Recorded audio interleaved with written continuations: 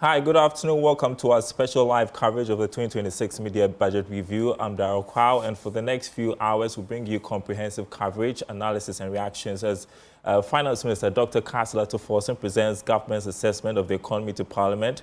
This review comes at a time when government says the economy is showing signs of stability with inflation easing, a relatively stable cedi and improved investor confidence and continued implementation of fiscal reforms. While today's presentation is expected to provide an update on how the economy has performed in the first half of the year and whether government remains on course to achieve its fiscal and growth targets. While mid-year budget reviews do not typically introduce major new policies, they are an important measure of government's performance against the commitments made at the beginning of the year. And of course, investors, businesses, development partners, and ordinary Ghanaians will be paying close attention to what today's statement says about revenue mobilization, expenditure management, debt sustainability, and the outlook for the remainder of the year. So it's 2 o'clock. We're expecting that the Finance Minister will make his presentation. We will be heading to Parliament to find out what's happening there right now. But I just want to introduce my guests in the studio this afternoon. Partner at Deloitte, Yalate. It's been a long while, but good to see you here in the studio. Also, Magbedo Abuaje, who is the Chief Executive of the Ghana National Chamber of Commerce and Industry. And of course, the data guy, he's got all the figures and he's been massaging them for us the whole of this afternoon. We are going to hear from him because you have some interesting data, Kofi, on expenditure, debt, IMF program. All these things are very important as we look ahead to the presentation this afternoon. But before we come to all of that, we want to head straight to Parliament. My colleague, George Rafe, is there for us to give us an update on what is happening there so far. We expect that at this moment, the Finance Minister will present the budget. We understand that Parliament proceedings have started. George, if you can hear me, any news on when the Finance Minister gets to make his presentation?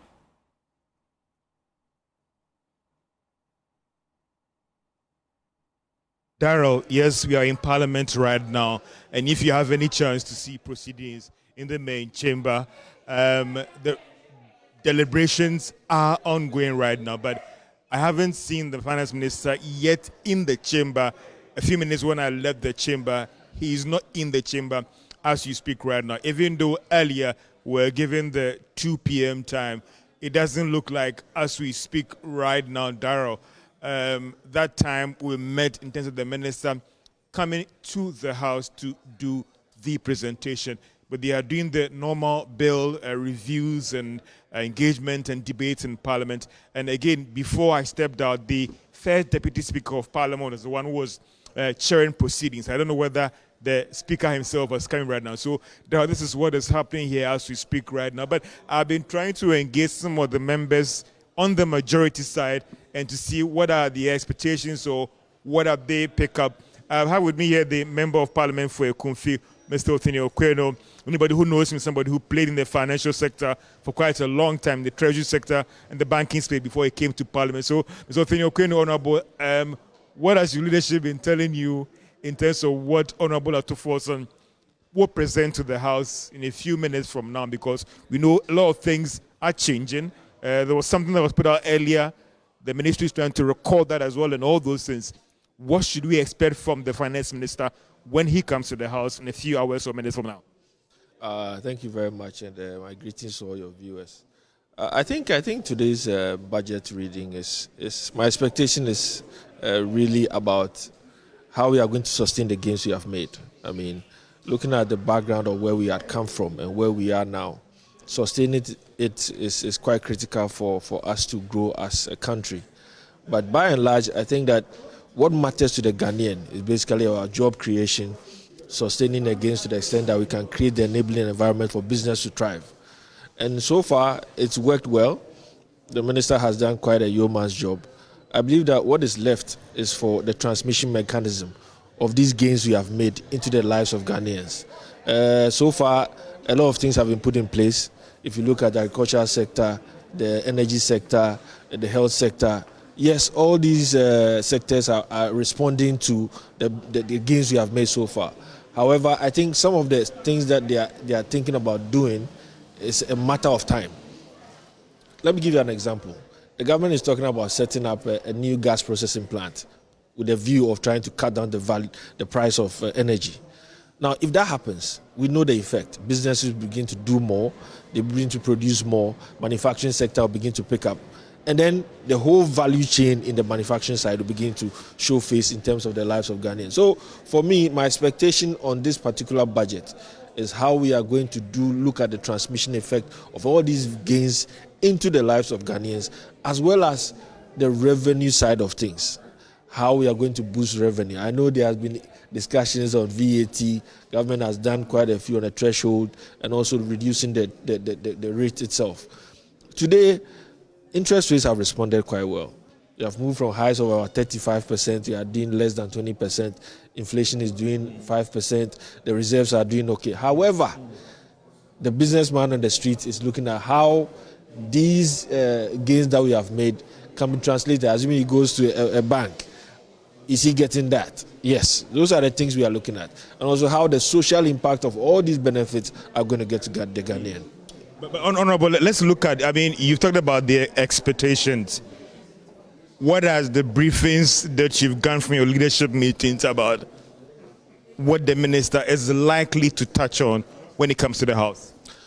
I think by and large, his objective has been on sustaining the gains he has made and translating the gains into creating job opportunities, especially for the youth.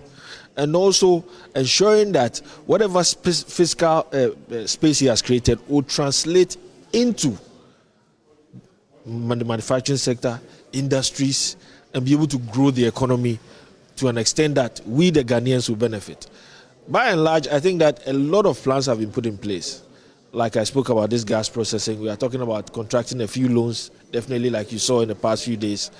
Literally, all directed at creating infrastructure that will garner enough strength for the economy to take off to the point that we cannot benefit. So my expectation still remains that as far as the minister's work, which we've all seen where it's gotten to, we expect a lot more to be said as far as how it's going to translate and also build industry, manufacturing, road sector. Yes, we have seen a lot of work going in there.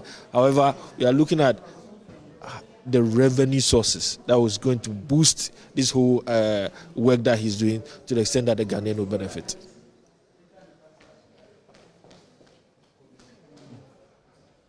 And that was the Member of Parliament for Kumfi again. But again, engaging some members in Parliament and even government itself, and even the Ministry of Finance as well. You get the understanding that the thinking behind the minister when he says that maybe he will not be asking for additional expenditure to spend, because he still believes that if he check on waste in the system, if he reviews some of the numbers, he could still work within the appropriation as well. But those are the things that we're picking earlier. It looks like certain things are changing as we speak right now. So let's see what the minister will come up with. But what we also picked up is that don't expect any wild surprises when it comes to the House to do the presentation in a few minutes from now, or maybe in an hour from now, Darrell, in terms of his presentation to the House on this mid-year budget review to the House and Parliament today. Thank you, George Rafi, for the update. Just in case you're wondering why we haven't started the budget presentation yet, we understand that the majority leader is on the floor while the finance minister is around. Essentially, the speaker wants to be in the chair when the presentation is made. He's also asking for a suspension to wait for the speaker to come. And so it looks like things are going to be delaying for a while. But we know that the finance minister is around. The speaker isn't, and the majority leader is asking for the speaker a suspension so that the speaker can come in and then the finance minister can make his presentation. So while we wait for that, I just want to start with you, Yao Latte, because we haven't heard from you the whole of today. Talk to us about your expectations for the budget presentation this afternoon. Okay, so thank you very much, and I guess good afternoon to you, our viewers and our listeners. So in terms of expectation, I guess a typical accountant will look at it in 2 or 3 ways. So what's your top line? Your top line is your revenue. We want to increase our revenue without increasing or introducing new taxes. So the taxes that we have, as the Minister of Finance said before, that we have all the taxes, we have all the avenues to raise the money that we need. So we don't need to be introducing new taxes. And so for us, how do we increase the top line or increase our revenue without introducing new taxes? And we take comfort in the fact that it assured us that he's not going to introduce new taxes, and that's good. On the other hand, we're also looking at a situation where over the last few years, in the last 2 years, you've realized there's been a decline in expenditure, or government has controlled expenditure, which is good. But what that means is that some other aspects of the economy also get affected, particularly our capital expenditure. At the beginning or last year, the 2026 budget, there was an ambitious capital expenditure plan. We want to see how government embarks on these programs without necessarily destabilizing other aspects of the economy. Because what happens is that if you overspend, you put yourself in a deficit situation and it destabilizes other aspects of the economy. So now that we have opened the purse, we are going to spend more. We are going to embark on an ambitious capital expenditure program. We should be embarking on capital expenditure programs that are self-financing or that have earmark financing associated with them. So historically, you've seen we've embarked on certain programs and they get stuck. So previous government will have the same situation. The new government comes, nobody continues, and then we just leave them in the bush and we allow them to rot. I don't think that should be the way forward, and it doesn't help us as a country. So that's the investment that we've locked in the bush, whether in the form of schools, hospitals that are not completed. We've locked our investments. So for me, these ambitious capital expenditure programs should be streamlined properly. The government has got, let's say, 2-3 years left. The capital expenditure program should be such that they should be completed within their tenure. They should be self-financing, and they should be investment that has got earmark funds allocated to them. The third thing is also to look at the impact of external development. If you look at inflation, we ended the year, well, remarkably, and then we started January at about 3.8, dropping to about 3.3, 3.2. As soon as the war started on 28 February, Iran, Israel, US war started 28 February, we saw the impact. So from April, inflation started trending upwards. So as we speak, you see the inflation has risen to about 5.2. So all the way going down to 3.2, now it started trending upwards. So is this trend likely to continue? And if that's the case, what's the strategy to avert that? Because the war has restarted. Or it'll probably make it worse, because I was just reading just before we got on the air that crude oil had reached $100 a barrel. Excellent. Excellent. And the last inflation estimate that was reported, the key drivers are transport, which is a function of the increase in fuel prices and price at the pump. So if oil price in the world international market is going up, certainly in a deregulated market as we find ourselves, we will see the impact very soon. And what it means that cost of transport will go up and cost of other related activities will go up. And so inflation is likely to go up. So for me, it's not just about not announcing new taxes and etc. But we've seen international development which is likely to impact our economy. And so what is government program, what is government policy to avert that? Because we've suffered that when we went through COVID, we suffered that under Russia, Ukraine, and then we can't avoid the Strait of Hormuz development because certainly it's going to affect us. And so what buffers are we picking or building to protect the economy or to protect ourselves against the impacts? Yeah, I just want to let our viewers know that right now we understand the Speaker of Parliament, Alban Bagbin, is walking into the chamber with the Finance Minister. We'll get you those shots pretty shortly, but it looks like things are going to get underway very soon. The Finance Minister making his way to the chamber with the Speaker of Parliament as we await that presentation. And just in the last few hours, you're also hearing that there are some tax bills that are up for amendment. We are hearing the customs bill, the income tax amendment bill, value-added tax amendment bill, the excise bill. Your thoughts on how things are going to play out? Yes. So, and I like the development because if you are talking about taxes, there are three main strategies that you get the impact of taxes in an economy. The first one is to enforce existing tax laws or tax policies. That's number one. So what it means is that you have your VAT at 15%. You don't increase the VAT percentage. You don't amend the VAT Act. What you do is you widen the net. You ensure that those who are supposed to comply with the law are complying. So this morning I heard some of the discussions that people are collecting VAT and are not paying to government. So it's government money they are taking and not giving to government. So that's very important. The second one is to amend existing laws to make them reflect the current situation. So you don't necessarily introduce new taxes, but the existing law is amended. And one of the very important developments that happened, for instance, is to increase the threshold for people who are supposed to register for VAT, for instance. So increase it by about 250 to about 750. That was very important because the person whose sales revenue about 250,000, the administrative cost of even registering for VAT is just too much for the person. So you are amending the law to reflect current situation. The third is to introduce the new taxes. So I'm expecting the first to happen, where existing tax laws are enforced properly, the tax is widened, and more people are brought into the tax to comply with the law. The second is where the amendment is done in a manner that does not create administrative costs for businesses. Because sometimes these amendments are made such that you have to recalibrate your system. And I'm sure... yeah, because I was going to come to him and ask him... Marco mentioned that properly. That as soon as that is done... deal for business. Yes, right? A lot of business. And so that doesn't help business at all. Yes. Yeah, for as you said, taxes they are a big deal. I'm just waiting to hear the details about those proposed amendments. And we are hoping that it won't be something that will create problem, another layer of cost for businesses. I have said that much as we are not expecting new one, they should not also increase the rate for existing ones. Because we've had instances like that where they increase the rate. So, in fact, taxes, we want to pay, but it should not cripple businesses. So whatever review, what I'm expecting, that any review of taxes should be in favor of businesses.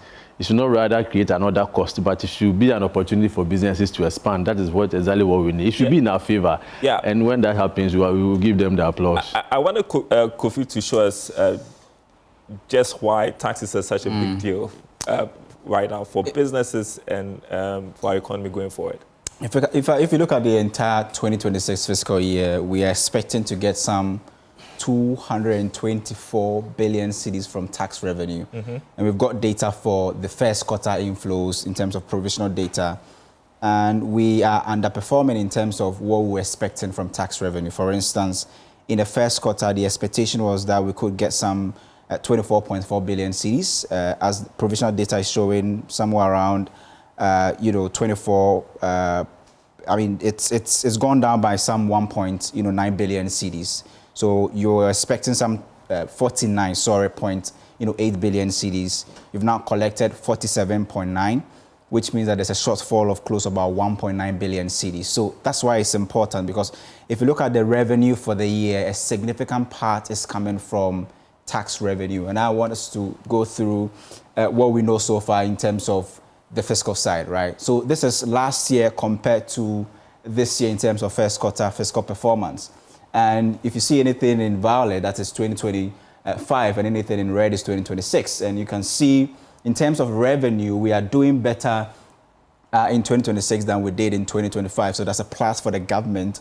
And so I'm wondering how, or the nature of the amendment, how they're going to look like. Because if you compare last year's revenue in terms of first quarter, we are up by more than 10 billion cedis, right? And that is, for me, is very important. If you look at the expenditure side, 55.5 billion cedis compared to how much we've spent at the end of the first quarter of 2026. That's about 62 billion cedis. Although analysis shows that we wanted to spend way above this, but in terms of the releases and the data that we have shows that there's an under expenditure when it comes to expenditure in 2026. Now, let's also look at the first quarter of 2026, just to focus on that.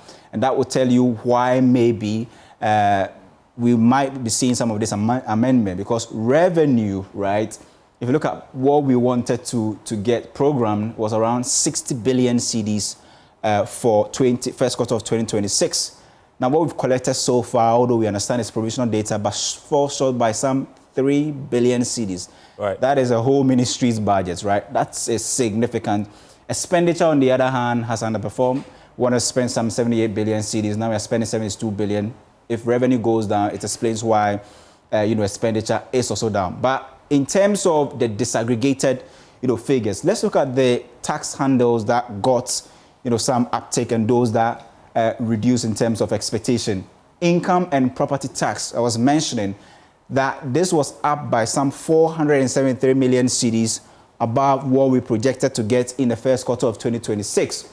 Domestic VAT up by some 47 million cedis, but in terms of the entire VAT system, it was down. If you add the external side, you see that external VAT went down by 842 million. And there are, fingers being pointed at the exchange rate situation being one of the reasons why, and the rationalization we did, because it took the effective VAT from 22% essentially to about 20%. NHIL, and if you are concerned about the Mahama Care, this is where it is taking its lifeblood from the NHIL in terms of projection, what we wanted to get at the end of the first quarter versus what we actually got, fell by some 697 million cedis.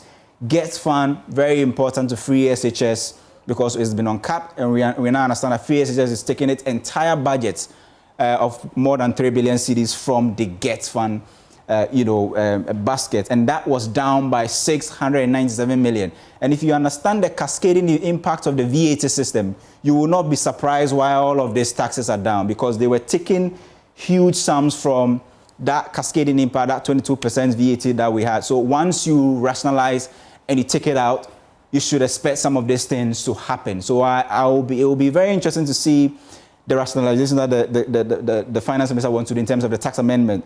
Import tax down by 1 billion cedis. That is very significant. But on the other side, we all know, once the additional levy on the export price of fuel, ESLA is up by 1.4 billion cedis. Company tax, for me, is very important, up 725 million above what we were projecting to get. So in terms of the fiscal side, this is how the picture is looking at. But there are burdens ahead, which has to do with the debt servicing obligation. The finance minister has already declared that next month we are supposed to pay some 39 or some 10 billion cedis, or close to about $1 billion in terms of debt servicing obligation only to DDEP, right? And the following year, which is 2027, we are on track to pay about 54 billion cedis. About 39 billion will come in February, or the first quarter of 2027. So all of those things, although you could see some of these good numbers, but in terms of the fiscal burden ahead, is very huge. Yeah. And so what sort of amendment would make sense? That's the question on my mind right now. Yeah. You want to take it, Abiel? For me, it's government also looking at the effects of the decision that we've taken. And I refer that to when government removed some of the tax handles, when the first budget that was introduced. The impact is that you've blocked some revenue lines, and so you have to replace them. And so what's important is you can still achieve your target without necessarily introducing new taxes. And then some of the amendment that they've made, and as he referred to, the decoupling of the VAT system, it took a while, but the bold initiative of undertaking it has helped businesses. Yeah. And you can see the impact on the right-hand side, company taxes. A lot of companies were suffering when these taxes were introduced. And so you can see the impact on the right-hand side, where it means that when you stifle businesses, they are not going to employ people. Your taxes from employment taxes, we call PAYE taxes, will go down. Your company or corporate income tax, CIT, will go down. So there's always a counter effect on some of the policies that you introduce. So you are increasing VAT, you are killing business, or you are stifling businesses. The effect is that your corporate income tax will go down. Now you are seeing the impact. Although some of the indirect taxes are going down, your Get fund levies and others are going down, the impact is that your direct taxes, corporate income tax, will increase. Your PAYE, employment tax. And yeah, not to cut you, but the PAYE, as you mentioned, is up by 204 million. Excellent. Excellent. So it means that companies are able to employ more people, and then you get a benefit. So that's the angle or the discussion that we have with government all the time. That there's no point increasing indirect taxes all the time. Sometimes you allow business to grow, employ more people, you get the benefit on the other side. Yeah, you're looking to make money while not hurting businesses. And I guess for the businesses, it's also about the operations going forward, right, Mark? Yeah, of course. I mean, taxes for us is they are cost to us. So anytime you see any tax going up, it means that you are adding additional cost to our cost of production. And also, sometimes the compliance cost alone is also very high. But you see, when we allow businesses to grow and we are taxing them, I think we will get more than when they are young and we are overtaxing them and killing them. That is the experience we have had over the years. That sometimes you are burdened with so much tax that you don't grow.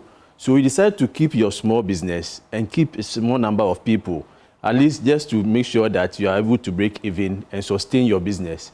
So when you allow them, I mean, some tax relief, some other benefits, and they expand, they employ more people. Now, we need to exactly look at what is it that we want as a country. Right. Everybody that you meet on the street and you ask, they will tell you, we need jobs. The students are coming out, they need job. Those who are already out, millions of them, they need job. So you need to ask, do you want to impose more taxes on businesses so they will not expand and collapse them, or you give them that leeway to expand and employ more people? For instance, if you want people to industrialize, as we have said, as all of us we want to know, and other policies as we have had, there are a lot of tax relief that in other jurisdictions they are being given to businesses. We can learn from them. Those that have industrialized did not impose unnecessary taxes that we are experiencing. In fact, the VAT rationalization that we are talking about, for 20%, even though we moved down from 21.9 to 20%, we still think that is very high. That if there is any review or any rationalization that they want to do, I think we have to look at it again. And corporate tax, we've seen improvement, but we still complain that the 25% is still high. It's still high. So in all that we are doing, we are looking at finding a balance where government will get revenue and also strengthening the activities of the private sector because they know what contribution they can make to the Ghanaian economy. All right, we are just getting an indication that the Finance Minister, Councillor Tufosin, has entered the chamber. You can see on your screens there proceedings in the chamber there. I don't know if we can listen up, hear what they're talking about right now. Yeah, we'll bring you some audio if you're able to receive it. Isaac, you're going to say something? Yeah, in fact, we've got some interesting data here in terms of the taxes that we decided to scrap, the expected impact, and then the rationalization of the VAT. So we are looking at what the IMF had to say about this tax, the decision to scrap some of these taxes. So the removal of the COVID-19 levy and folding of the NHIL and GETS fund levies into the VAT was expected to cost us some 5.3 billion cedis. So what we did on that side of VAT, the impact on revenue negative is about 5.3 billion cedis. If you look at raising the VAT threshold from 200,000 to about 750,000, the expectation was that this was supposed to cost the tax, the revenue side 219 million cedis. That's also very huge. But this were what we were expecting, that after doing all of these things should bring in extra cash. So one of them is a change of the VAT on real estate from flat rate to the standard rate. Are we doing it right? Because the projection was that we were supposed to add some 242 million cedis to the revenue kitty. And change of VAT, domestic VAT from flat rate to standard rate was also 180 million cedis. But if you look at the VAT numbers, the domestic is looking fine, but the external side was down, and the fingers are being pointed at, the exchange rate situation. Introduction of the modified income tax scheme for small taxpayers, that fell below the new VAT threshold, and possibly part of the reason why we're seeing company tax go up. We're expecting to get some 1.2 billion cedis for doing this. Removal of import VAT exemptions for 347, product lines. We're expecting 1.7 billion cedis to the revenue kitty as a result of this, an improvement of VAT compliance. So here we're betting on compliance after reducing the effective VAT rate from 22% to 20%. What was the number? 1.6 billion cedis. So after doing all of this and compliance doesn't increase, remember what you're throwing away and what you're expecting may never come in. An increase of the CIT collection due to removal of the levies was close to about 800 million cedis. So that was the impact, as assessed by the IMF, Daryl. All right, we are crossing over to Parliament now to listen in on the proceedings over there. You're watching Joy News. The Finance Minister, in a moment from now, will be presenting the media budget review.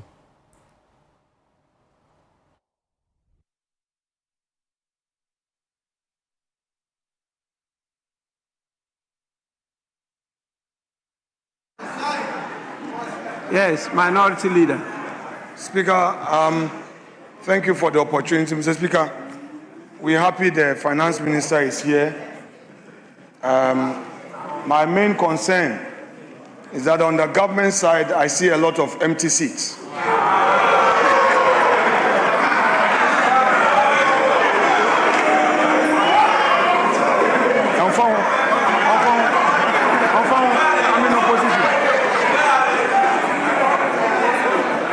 Mr. Speaker, this tells us how government side takes this budget. Mr. Speaker, all ministers are supposed to be here. Mr. Speaker, I can count the number of cabinet ministers here. Mr. Speaker, cabinet ministers are supposed to be here and listen to the finance minister. But Mr. Speaker, it's okay. We are here to listen to him. If they have decided not to come in their numbers, it's fine. We have picked the signal. But the leader of government business has given an indication. So some of the facts will be contentious. We hope that the finance minister will record and address this house on the matters arising out of the Nkukon Ketenkete, which according to the Greek minister, the beneficiaries are eating the fowl. Like what happened to the confirmed. Mr. Speaker, this is a serious matter we hope you would address.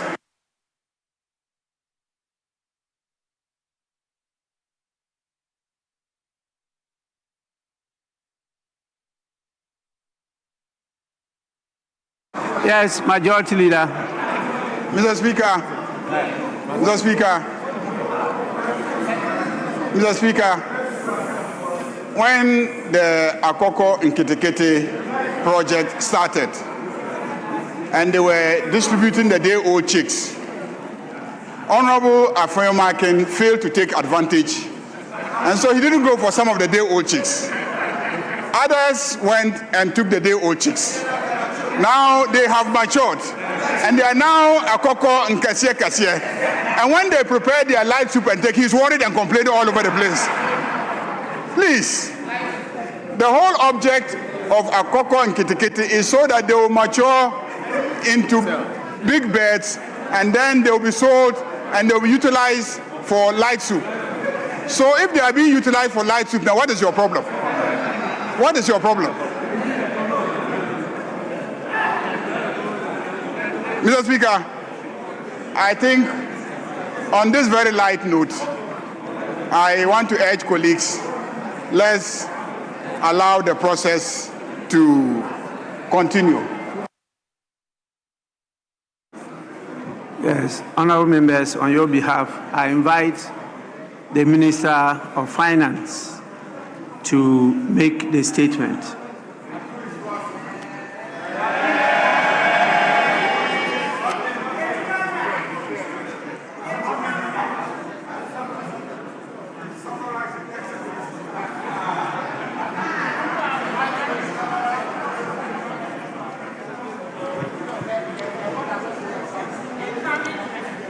Right Honorable Speaker, on behalf of His Excellency the President, President John Dramani Mahama,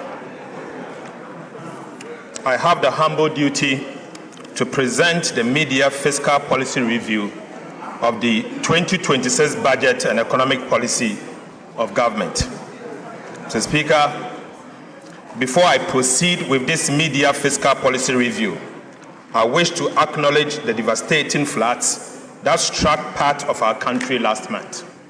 Right Honorable Speaker, as honorable members will recall, the floods claimed lives, displaced families, destroyed businesses, and caused extensive damage to public infrastructure. Ghana was not alone. Similar floods also affected Nigeria, La Côte d'Ivoire, and Sierra Leone, highlighting the growing flood risk across West African coastline and the effect of climate change. Mr. Speaker, government responded swiftly by visiting the hardest hit communities, releasing funds for emergency relief, and launching a nationwide cleanup exercise. On the direction of His Excellency the President, I am making available additional resources for ongoing dredging and construction of critical drains in the affected areas. Mr. Speaker, His Excellency the President has directed the Ministry of Works, Housing and Water Resources to develop a comprehensive and permanent solution to flooding in Accra and other flood-prone areas across the country. The necessary funding for the implementation of this permanent solution will be provided in the 2027 budget and the medium term. Mr. Speaker, I stand before this House with a deep sense of pride and confidence, born out of strong performance in the last 1.5 years in the management of the Ghanaian economy. Right Honorable Speaker, this confidence is grounded in sound policy, in evidence, in measurable performance, and in credible data, and most importantly, in the lived experience of Ghanaians who endured a profound economic crisis and are now standing on firmer ground. Mr. Speaker, Section 28 of the Public Financial Management Act 2016, Act 921, requires the Minister for Finance to present to Parliament a mid-year fiscal policy review not later than 31st of July of each year. Right Honorable Speaker, I'm here in fulfillment of this legal and constitutional obligation. Mr. Speaker, today I am not here to seek a supplementary estimate. The 2026 appropriations remains unchanged. Right Honorable Speaker, however, we are undertaking a strategic realignment of expenditures within the existing appropriations. Mr. Speaker, government also affirms the following macroeconomic target for 2026. Overall GDP growth of at least 4.8%. Non-oil real GDP growth of at least 4.9%. Mr. Speaker, NDI inflation of 8% plus or minus 2%.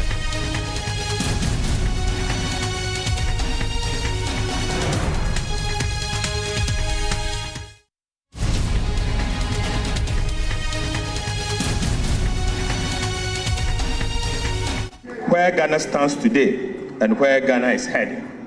Mr. Speaker, I respectfully request the full text of this mid-year fiscal policy review be captured in the Hansard in its entirety, while I present the highlights to this House. Mr. Speaker, before I present the details of our economic performance, we must briefly recall where we came from. I do so because the lessons of economic history must never be forgotten. Mr. Speaker, when this administration took office in January 2025, President Mahama inherited an economy on its knees. Right Honorable Speaker, the economic crisis of 2022 was not merely an accident. It was the consequences of a series of wrong policy choices. Choices about reckless spending, choices about excessive and binge borrowing, choices about lack of accountability, and a failure to level with the people of Ghana about the true state of the Ghanaian economy. Mr. Speaker, the consequences of those wrong choices for the Ghanaian people were so severe. The cedi depreciated at levels never seen before, eroding savings, businesses, business capital, and purchasing power of millions of Ghanaians. Inflation exceeded 50%, dramatically increasing the cost of living and placing basic necessities beyond the reach of many people. Real disposable incomes declined sharply. Interest rates surged, making credit expensive for the private sector. Investor confidence collapsed.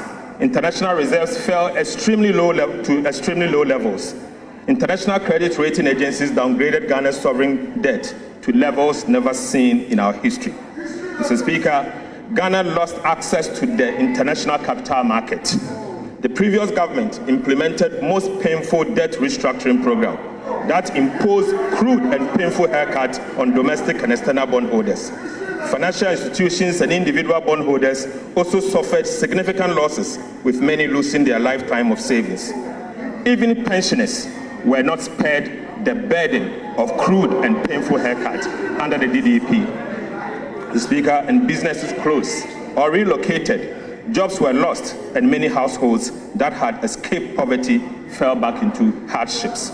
Mr. Speaker, this is an honest account of the economy and the one that His Excellency the President inherited.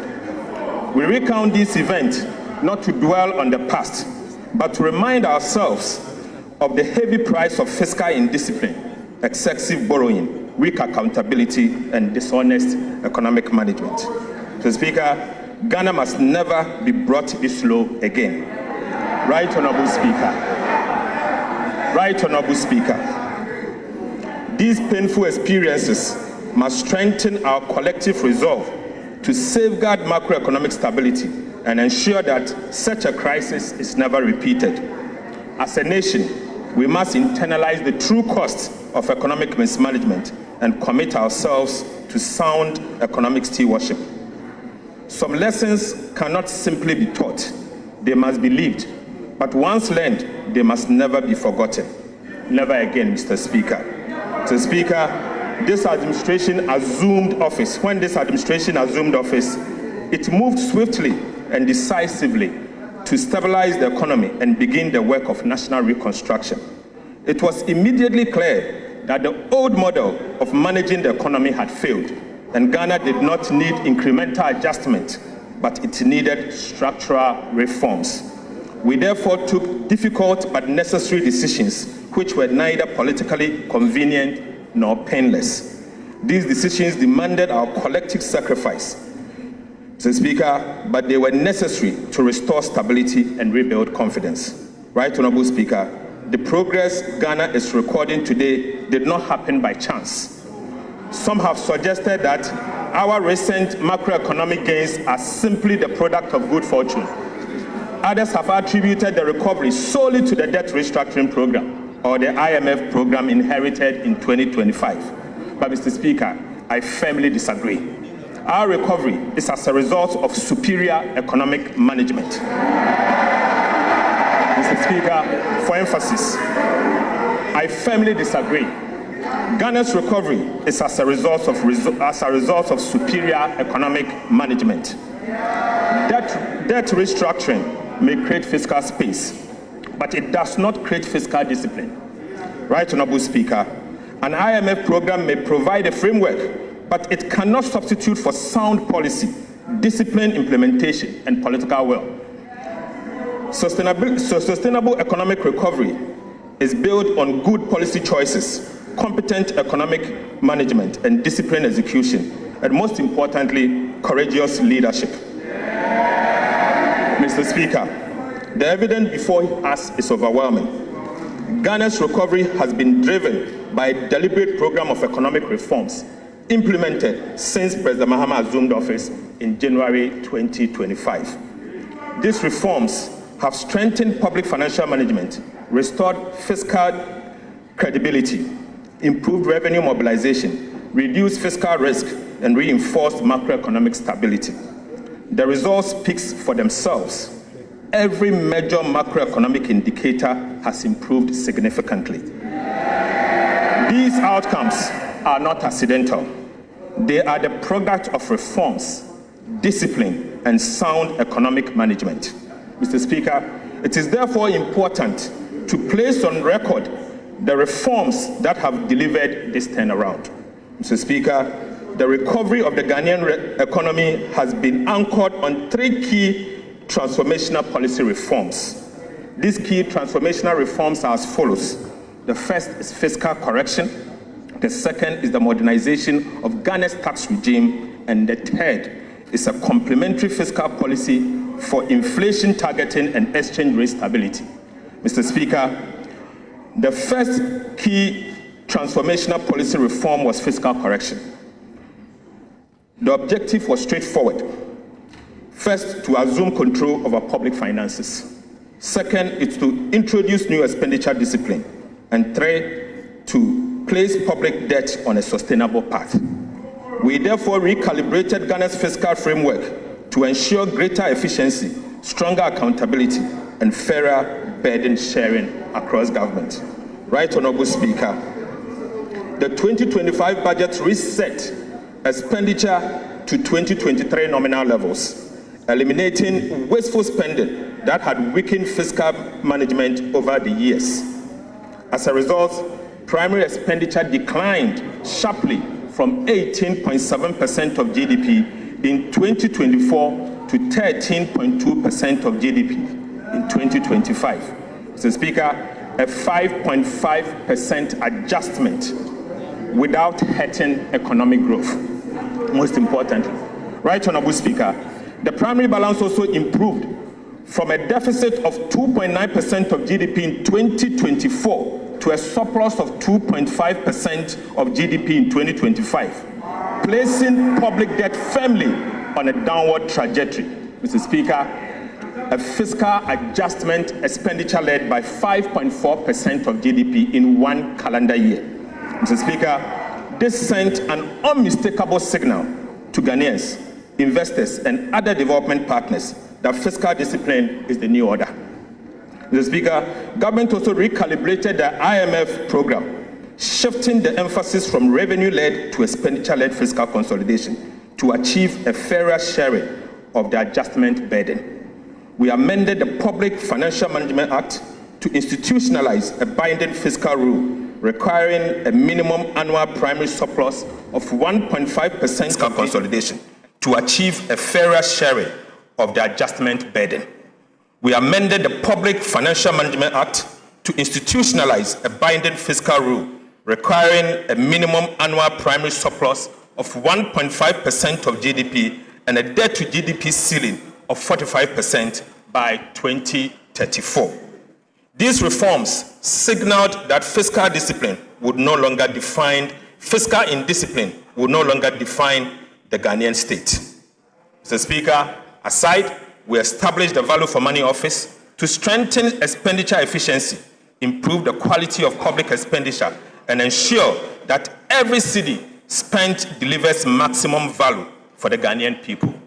We established the Fiscal Council to strengthen fiscal oversight, transparency, and accountability.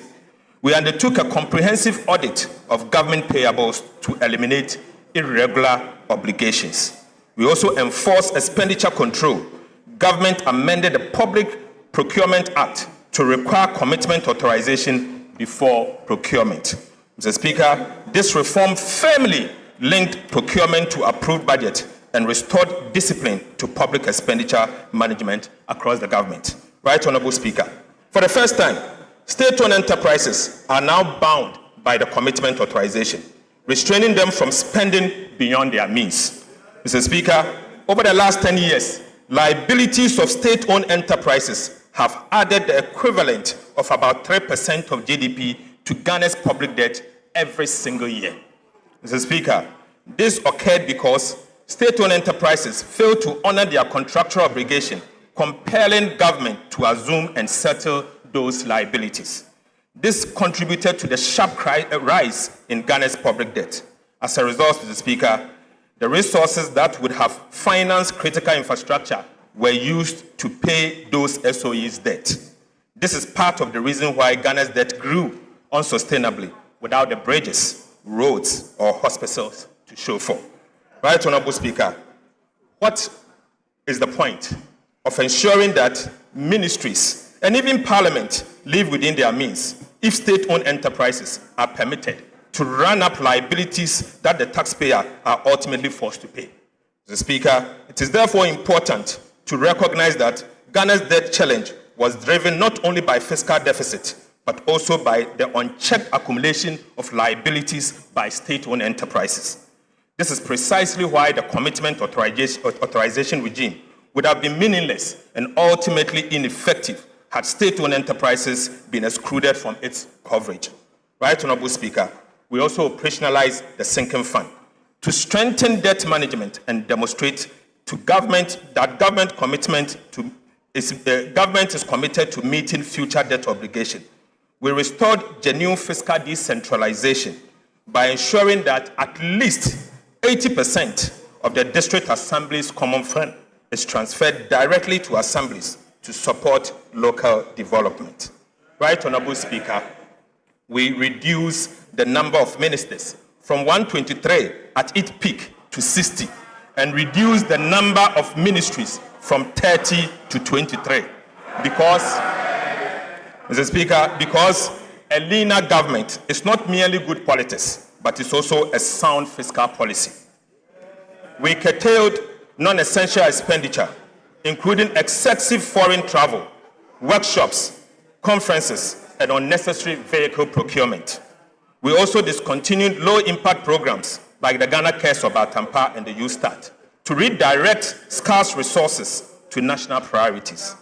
Mr. Speaker, the second key transformational policy reform was the modernization of Ghana's tax regime. The objective was very clear. First, to restore investor confidence. Second, to revive private enterprises. Third, to provide a relief to households and businesses, and also to increase domestic revenue through better policy, stronger compliance, and more efficient administration, not through higher tax reforms. We therefore abolished a number of nuisance taxes, including the following: e-levy, betting tax, COVID-19 health recovery levy, emission tax, VAT on motor insurance. Mr. Speaker, for the first time since 2015, we undertook comprehensive VAT reforms, removing distortions, improving efficiency, and strengthening compliance. More importantly, the reforms have left businesses with more working capital to invest, expand, and create jobs.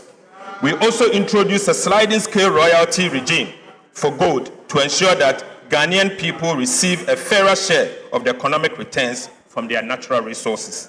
Right, Honorable Speaker, beyond tax policy, we introduced major customs reforms supported by artificial intelligence and other digital technologies to strengthen compliance, reduce leakages, and improve revenue mobilization.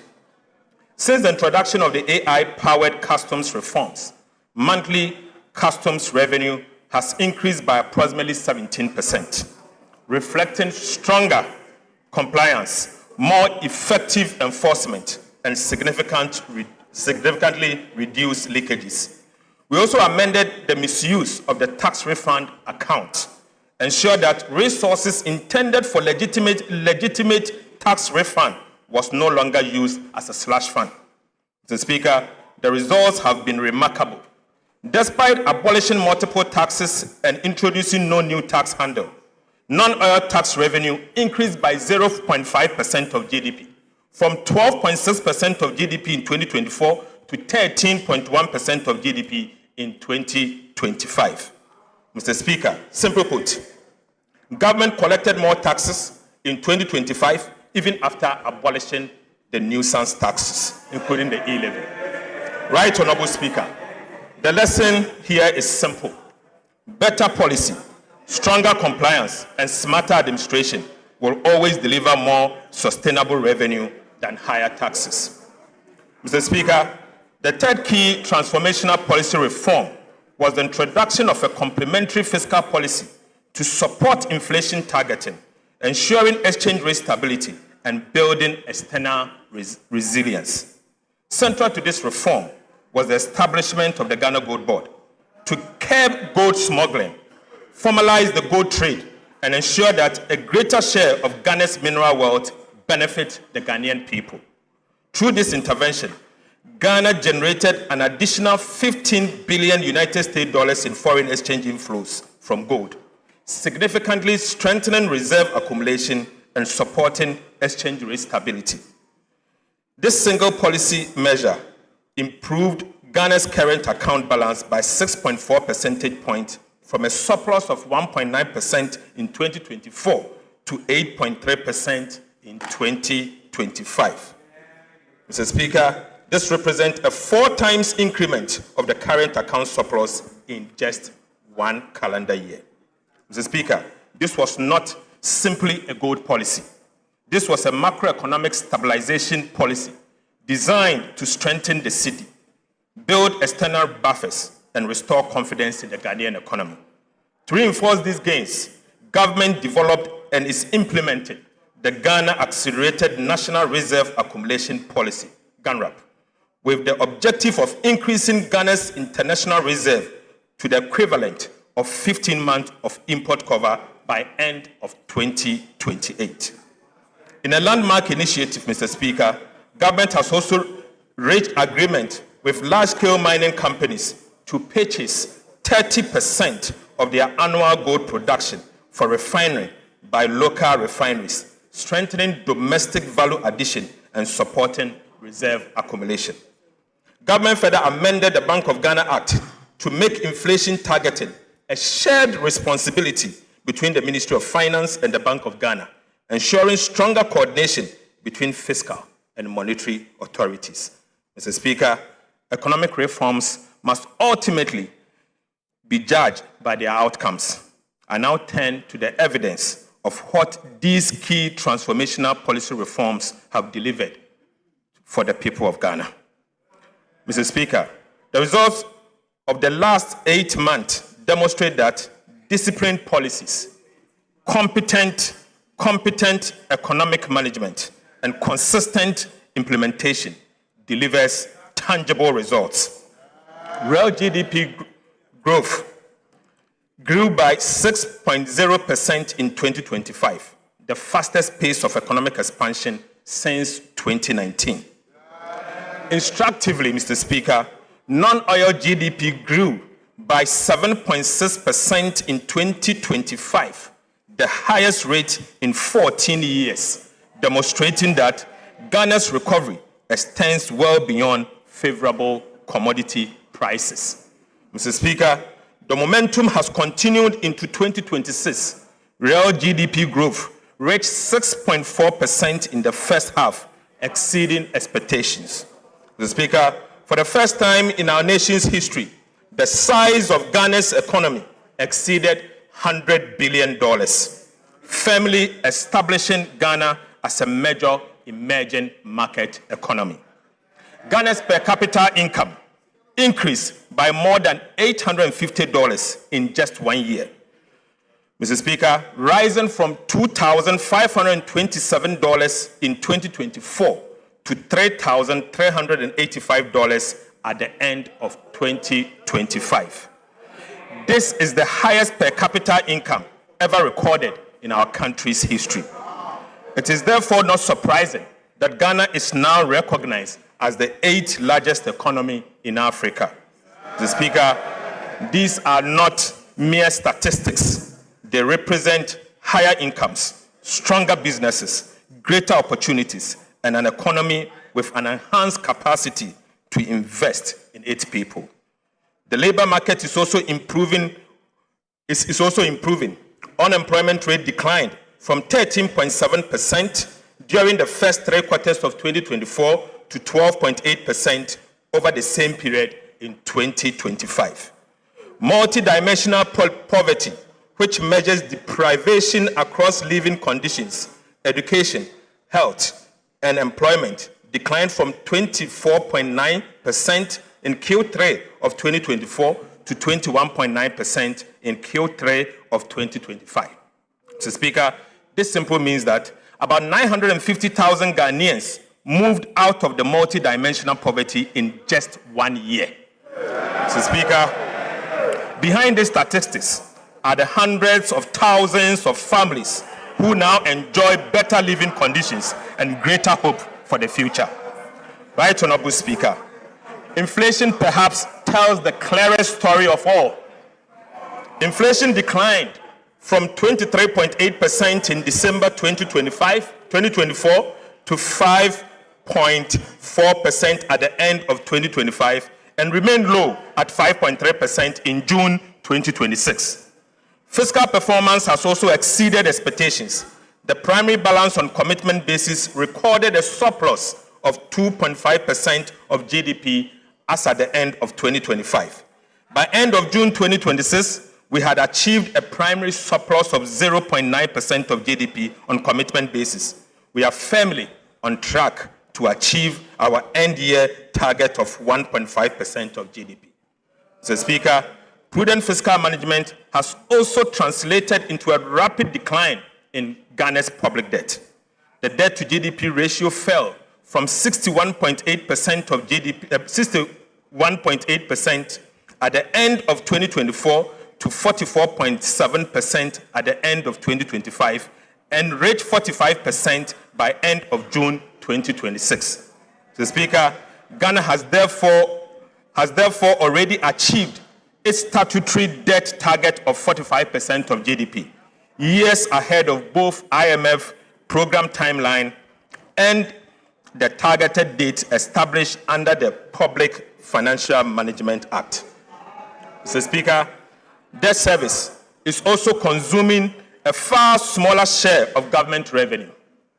Debt service as a share of domestic revenue declined sharply from 55.7% in 2022 to 28.8% in 2025, freeing up billions of cedis for schools, hospitals, roads, and other national priorities. Mr. Speaker, for the first time since April 2014, Ghana's external and overall risk of debt distress has improved from high to moderate. Even more significantly, the joint World Bank IMF debt sustainability analysis has moved Ghana from unsustainable in 2023 to sustainable in 2025, and now for the first time ever to sustainable with room to absorb shocks. Honorable Minister, please, First Deputy Speaker to take the chair.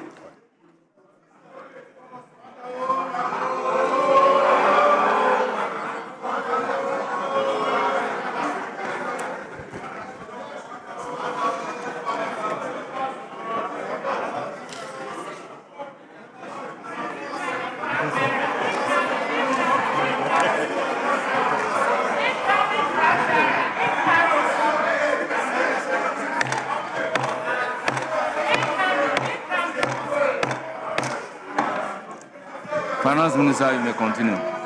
Mr. Speaker, interest rates are singing from the same hymn book.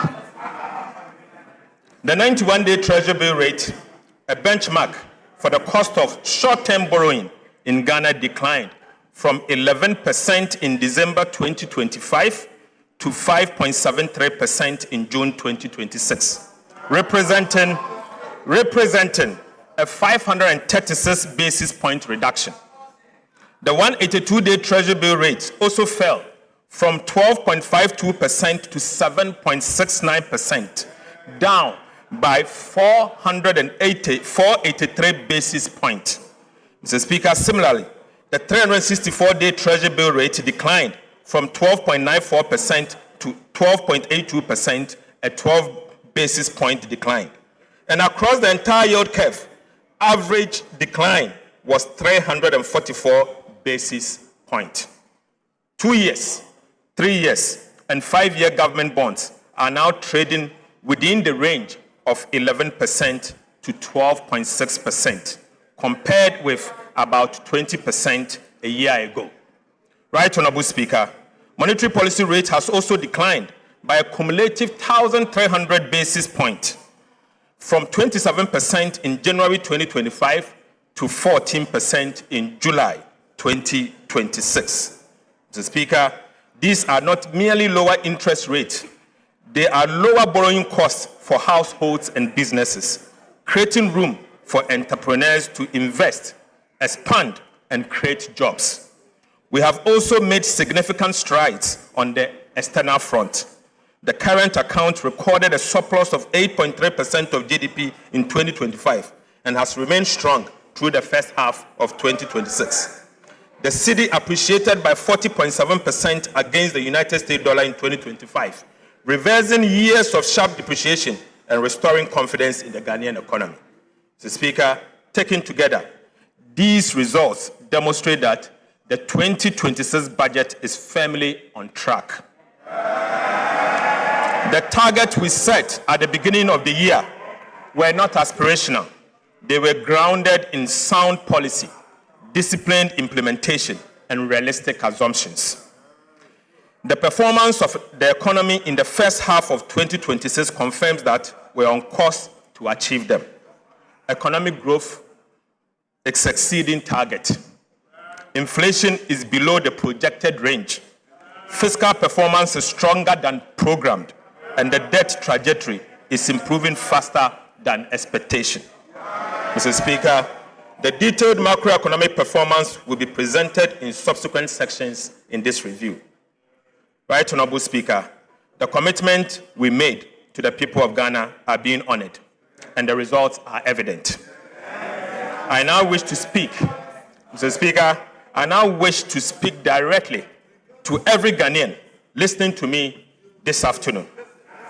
To the market trader whose purchasing power has improved because inflation has fallen. To the entrepreneur who can now borrow at lower interest rate to expand their businesses, and to the worker whose income now stretches further because the cedi has stabilized. These improvements are not abstract statistics. They are the dividend of sound and competent economic management. We recognize that the sacrifices required to restore the economy were significant, and that many households continue to face challenges. But we also know that the foundations of Ghana's economy are now firmly in place. Fiscal discipline has been restored. Macroeconomic stability has returned. Confidence has been rebuilt. And the institutions needed to safeguard these gains have been strengthened. Under the leadership of His Excellency President John Dramani Mahama, Ghana is not going back. Ghana is moving forward. Mr. Speaker, the government that has delivered these results over the past 18 months has earned the trust to continue implementing the reforms that will secure Ghana's long-term prosperity. Right, Honorable Speaker, next week, the Executive Board of the IMF is expected to approve the final review of Ghana's Extended Credit Facility Program, bringing to a successful conclusion the financial bailout IMF program. The Executive Board is also expected to approve a 36-month policy coordination instrument, a non-financing arrangement designed for countries that no longer have and are not expected to face balance of payment needs. Mr. Speaker, the PCI will anchor our next phase of reforms, strengthening macroeconomic resilience, support broad-based growth, and signal our unwavering commitment to sound and disciplined macroeconomic policy. The PCI will support reforms across 6 priority areas. First is to maintain growth-friendly fiscal consolidation. Second is to preserve debt sustainability. Third is to strengthen fiscal transparency and governance. The fourth is to enhance monetary and exchange rate policy framework. The fifth is to reinforce financial sector stability. And finally, to promote economic diversity and inclusive growth. Mr. Speaker, we believe our strong implementation record, together with the successful execution of the PCI, will strengthen Ghana's path towards investment-grade status and enhance our ability to mobilize concessional and development financing for productive public investment. The PCI will include quantitative and 26 reform targets, monitored through semi-annual reviews to ensure sustained implementation of reforms that are critical to achieve our ambitious policy objective. Mr. Speaker, the details of the PCI targets are provided in detail in the media fiscal review document before the House. Right, Honorable Speaker, I now turn to macroeconomic performance for the first half of the year. Mr. Speaker, Ghana has not merely met its first half half-year target. It has exceeded them. Mr. Speaker, overall GDP growth was 6.4% in the first quarter of 2026, well ahead of the 4.8% full-year target. Non-oil GDP growth was 6.3% in the first quarter of 2026, well ahead of the 4.9% full-year target. Inflation has more than halved, falling from 13.7% in June 2025 to 5.3% by end of June 2026, against a target of 8 plus or minus 1% at the end of the year. The primary balance recorded a surplus of 0.9% of GDP on commitment basis, firmly on track to achieve our end-year target of 1.5% of GDP. Gross international reserves was 5 months of import cover as at end of June 2026, exceeding the target of at least 3 months of import cover. Mr. Speaker, January to June 2026, fiscal performance. Mr. Speaker, the provisional fiscal performance for the first half of 2026 is presented against the following approved 2026 fiscal target. Overall deficit target on commitment basis of 2.2% of GDP, primary surplus of 1.5% of the GDP, overall deficit on cash basis of 4% of GDP, and primary surplus on a cash basis of 0.4% of GDP. But Mr. Speaker, provisional fiscal outturn for the first half of 2026 was stronger than anticipated, indicating continued prudence in fiscal management and enhancing the government fiscal consolidation agenda. Non-oil tax revenue as at end of June 2026 was 6.4% of GDP, compared to a target of 6.5% of GDP. Mr. Speaker, domestic revenue reached 7.7% of GDP by June 2026, compared to the target of 7.8% of GDP. Mr. Speaker, total revenue and grant reached 7.8% of GDP by June 2026, compared to a target of 7.9% of GDP.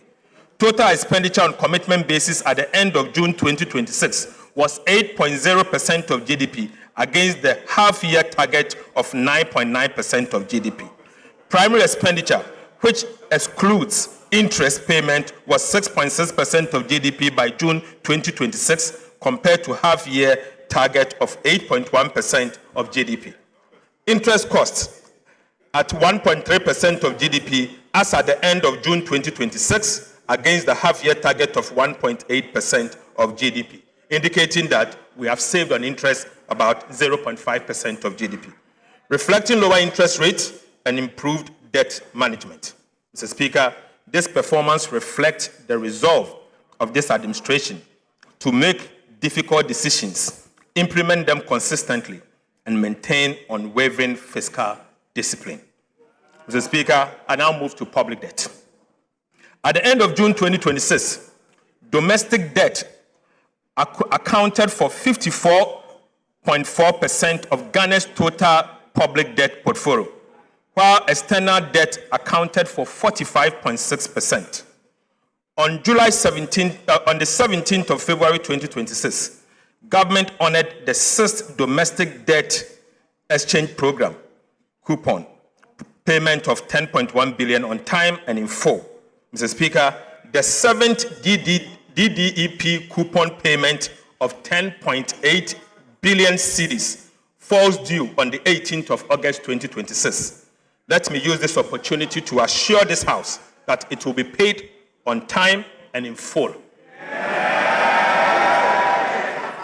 Mr. Speaker, since January 2025, government has paid a total of $2.1 billion in principal and interest to Eurobond holders without placing undue pressure on Ghana's foreign exchange reserves. Right, Honorable Speaker, there was a time when the world doubted us. Today, every payment made on time answers that doubt, assuring bondholders in London, pension funds in New York, and investors at home that our word is our bond. Payment after payment, coupon after coupon, Ghana is proving one thing beyond dispute. We now keep our word. We now keep our word. That is how market confidence is rebuilt, not through speeches, but through repayment. Mr. Speaker, financial markets have delivered their verdict on Ghana's disciplined fiscal policies and prudent debt management. Right, Honorable Speaker, borrowing costs are down by half. In other words, government is borrowing less. That alone has saved us, this country, 4.2 billion cedis in just 6 months. Mr. Speaker, as Treasury bill rates decline, lending rates across the banking sector are also falling, making it cheaper for households, entrepreneurs, and businesses to borrow, invest, and expand, and at the same time, create jobs. Mr. Speaker, Ghana's Eurobond yields have fallen by about 300 basis points since the beginning of the year. This is not just a number. It is the market vote of confidence in our economy and our reforms. 3 years ago, Mr. Speaker, Ghana could not borrow on the international capital market at any price. Today, the market is inviting us back, but we are not in a hurry. We are not in a hurry. Right, Honorable Speaker, 3 years ago, Ghana could not borrow on the international capital market at any price. Today, the market is inviting us back, but I want to assure you, we are not in a hurry. 3 years ago, unsustainable debt defined our crisis. Today, our debt to GDP ratio has fallen to 45% and still declining, ahead of every target. Mr. Speaker, the work is not finished, and the PFM debt rule requires continuous vigilance. But the direction is right, the momentum is real, and the foundation is solid. Solid. Mr. Speaker, Ghana's external debt restructuring, initiated after the sovereign debt default of 2022, is now at its final stage. In just 3.5 years, Ghana has moved from default to credibility, from debt distress to debt sustainability, from market exclusion to a renewed investor confidence. This is an achievement every Ghanaian can be proud of. Mr. Speaker, following the 2022 public debt default, government could not borrow long-term in cedis and relied heavily and solely on treasury bills to finance the budget. Mr. Speaker, Ghana has now overcome what the economists describe as the original sin, which is the inability of a country to borrow over the long term in its own currency. Mr. Speaker, 3 years restriction on new cedi bond issuance introduced as a result of the debt default caused this original sin. Mr. Speaker, in April 2026, Ghana successfully raised $2.7 billion through its first 7-year cedi-denominated bond since the 2022 debt default. This marks an important step in rebuilding the domestic bond market and restoring long-term financing in our own currency. This further demonstrates that Ghana has regained the ability to mobilize long-term financing in its own currency for development. Right, Honorable Speaker, I'm proud to announce that Ghana has now overcome the original sin.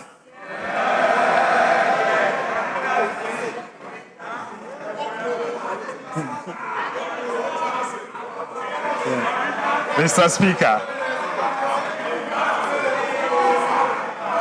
Speaker, we have overcome the original sin. Whilst I now take you to the sinking fund. While Ghana's debt restructuring is nearing completion, prudent debt management requires us to look beyond today to tomorrow's obligation. Mr. Speaker, in 2027, DDEP bonds that will fall due is 58 billion Ghana cedis. another 53 billion Ghana cedis will fall due in 2028. In 2 years alone, Ghana has to repay 111 billion cedis. 111. Mr. Speaker, this is the true Agenda 111. Right, Honorable Speaker? This is the true Agenda 111 Ghana must deal with. Why? Because the DDEP was not designed to solve Ghana's problems. Mr. Speaker, let me take this again. This is the true Agenda 111 Ghana must deal with. Why? Why? Because the domestic debt exchange program was not designed to solve Ghana's debt problems.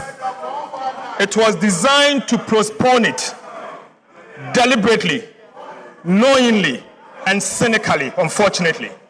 Mr. Speaker, its architect mortgaged tomorrow to survive today. Mr. Speaker, they had a duty to fix the roof. Instead, they moved the leak to another room and declared the house repaired. Right, Honorable Speaker? Meeting obligations of this magnitude requires advanced planning, not last-minute scrambling. This is precisely why this government has strengthened the sinking fund to set aside money to repay future debt obligations that we inherited. Right, Honorable Speaker? Under the 2026-2029 medium-term debt management strategy, we pledge that 7% of non-oil tax revenue, together with proceeds from domestic bond issuance, will go into the sinking fund as a war chest for the 2027 and 2028 maturities. Mr. Speaker, I'm proud to report that today, I can report to this House that as of 22nd of July, yesterday, the war chest holds 15.6 billion Ghana cedis. Mr. Speaker, we are on course to accumulate 30 billion cedis in the sinking fund by the end of the year 2026. Right, Honorable Speaker, for your information, this will be enough to repay the 30 billion domestic debt exchange program debt that will fall due in February 2027. Mr. Speaker, brick by brick, city by city, we are building the wall that will meet the wave so that when 2027 and 2028 comes, Ghana will not scramble. Ghana will simply pay back this debt. This is the signal the sinking fund sent to investors, credit rating agencies, and the people of Ghana, making it clear that this government plans ahead, honors its commitment, and manages the public finances better. Mr. Speaker, I now take you to the financial sector. Government acted decisively in July 2025 to restore confidence and stability in Ghana's banking sector by fully recapitalizing the National Investment Bank, the Agricultural Development Bank, and the Consolidated Bank. Mr. Speaker, last week, the Ghana Amalgamated Trust, GATT, completed the full recapitalization of UMB Bank. In addition, government facilitated the full capitalization of the Prudential Bank through a private sector-led approach. Right, Honorable Speaker, UMB and Prudential Bank today stands fully capitalized and prime for business. So, Speaker, we want to use this opportunity to encourage individuals, businesses, and institutions to take advantage of the revitalized UMB and Prudential Bank and bank with them. Mr. Speaker, Mr. Speaker, yes. The 2023 Domestic Debt Exchange Program had a significant adverse impact on the Bank of Ghana's balance sheet, substantially weakening its capital and resulting in a negative net equity position. To restore the bank's financial strength, the government and the Bank of Ghana signed a memorandum of understanding on 6th January 2025 to recapitalize the bank over time. consistent with the commitment in the MOU. And as a result of this government resolve to restore the bank's financial position, government issued a recapitalization bond to the Bank of Ghana of $5.5 billion cedis to the Bank of Ghana in March 2026 to strengthen the bank's equity base. So, Speaker, going forward, the government of Ghana will make annual provision to capitalize the Bank of Ghana until the bank's equity is fully restored, in accordance with the Bank of Ghana Amendment Act 2025, Act 1158. Mr. Speaker, whilst government is helping to restore the Bank of Ghana's capital, the bank itself will undertake a comprehensive operational efficiency review to reduce costs, strengthen financial management, and rebuild its long-term financial sustainability. Mr. Speaker, to implement the Ghana Accelerated Reserve Accumulation Policy, government has significantly reduced the cost of the program from an average of 14.5% of gold purchase to 5%. Mr. Speaker, government is bearing the cost of the program and has accommodated 5 billion cedis in the 2026 budget within the same appropriations. Mr. Speaker, this investment is building an economic war chest to strengthen Ghana's international reserves, protect the cedi, reinforce economic stability, improve investor confidence, and shield the economy from international shocks. Mr. Speaker, I now take you to update of the implementation of the fiscal policies that this House approved for us. Right, Honorable Speaker, 6 months ago, this House approved an ambitious program of fiscal reforms. Today, I'm pleased to report that implementation is well underway. Key milestones have been achieved, and the reforms are already delivering measurable results.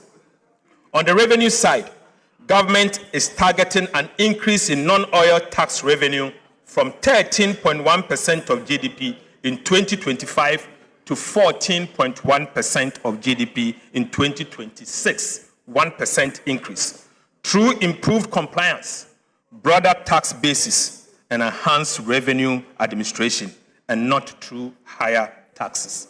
Mr. Speaker, we will achieve it. On the expenditure side, government remains firmly committed to keeping spending within approved limits while improving its efficiency and effectiveness. Mr. Speaker, I now take you to the individual tax reforms. Mr. Speaker, this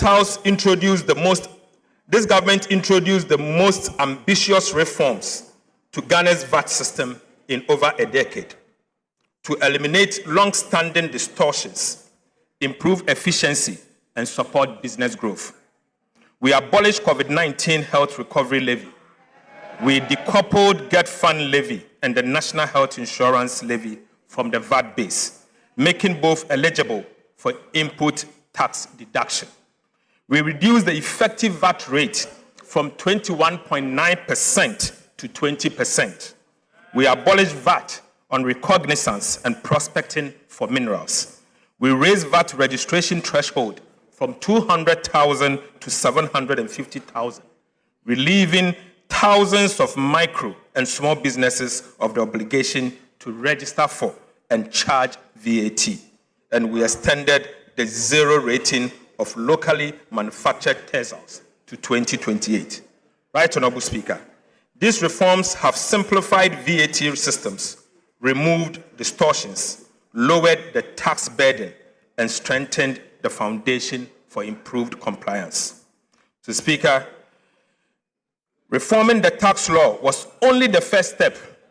Government is now leveraging technology to transform revenue administration and improve compliance. The cross-border technology solution for collecting VAT from non-resident platforms was successfully piloted in April 2026. The pilot confirmed that the system is functional, stable, secure, and compliant with regulatory requirements. Government is now moving decisively to secure the necessary regulatory approval for its nationwide rollout. Upon full deployment, Mr. Speaker, the system is projected to generate about 2.3 billion Ghana cedis in its first full year of operation, with revenue expected to grow by about 20% annually. Mr. Speaker, this is sustainable revenue without increasing tax rates. It simply ensures that cross-border digital platforms earning income from Ghanaian customers pay their fair share of taxes. Mr. Speaker, government is also rolling out fiscal electronic devices to strengthen VAT compliance and improve the monitoring of taxable transactions. The pilot phase is at an advanced stage. To encourage participation and improve compliance, government will also introduce the VAT reward scheme, under which customers who obtain valid VAT invoice will qualify for periodic reward. This will actively involve every Ghanaian in protecting the nation's tax base. Mr. Speaker, this is how a tax culture is built, not through fear, but through participation, transparency, and reward. Right Honorable Speaker, the concept of fiscal electronic device was first proposed by the previous NDC administration in 2026. But Mr. Speaker, the previous NPP administration deserves commendation for enacting the necessary enabling legislation. Mr. Speaker, the taxation, the use of Fiscal Electronic Device Act 2018, Act 999, laying an important legal foundation for this reform. Mr. Speaker, 8 years on, this government is taking the decisive step of implementing the reforms. I'll give it to you. You did it. We implemented. Mr. Speaker, for emphasis, the enabling legislation, the taxation, the use of Fiscal Electronic Device Act 2018, Act 966, was introduced in 2018 by the previous NPP administration. Mr. Speaker, I just want to use this opportunity to commend them. 8 years on, this government is taking the decisive step of implementing the reform. Mr. Speaker, with your leave, the chairman and the ranking members of the Finance and the Budget Committee of Parliament have been invited to provide strategic oversight for the implementation of this important national reform. Mr. Speaker, Mr. Speaker, Ghana currently loses an estimated 60% of its potential VAT revenue through non-compliance and systemic inefficiencies. This is unacceptable. Losing 60% of the VAT that you are supposed to collect to develop your country. Mr. Speaker, this is unacceptable. It cannot continue, and under this government, this will not continue. I call on Parliament to support government to crack down on businesses and individuals who collect VAT from taxpayers and keep it instead of remitting it to the state. Mr. Speaker, fiscal electronic devices will help improve VAT collection, reduce revenue leakages, and ensure that businesses account properly for VAT they collect. Mr. Speaker, government has completed a comprehensive review of the Customs Act and the Excise Act. The bills are being laid before this House as part of the Media Fiscal Policy Review. I respectfully urge honorable members to give Customs and Excise Bill the expeditious consideration it deserves, so that these important reforms can be implemented without delay. Right Honorable Speaker, trade facilitation must never become a vehicle for tax evasion. Yet, Mr. Speaker, between 2020 and 2025, while 63% of taxable income entered directly into home consumption, the remaining 37% passed through customs suspense framework, including warehousing, transit, temporary admission, and free zones. These procedures exist to facilitate legitimate trade. However, Mr. Speaker, they have increasingly been exploited to evade duties and divert goods into domestic market without paying a single tax in return. Mr. Speaker, the cost extends far beyond lost revenue. Honest Ghanaian businesses and manufacturers are being forced to compete with imported goods that entered the domestic market through tax evasion. Mr. Speaker, this is not fair competition. It is an unfair burden on every law-abiding Ghanaian businesses. It must end. It must end now. Mr. Speaker, the customs bill before this House introduced bold reforms to close these loopholes and restore the integrity of Ghana's customs administration.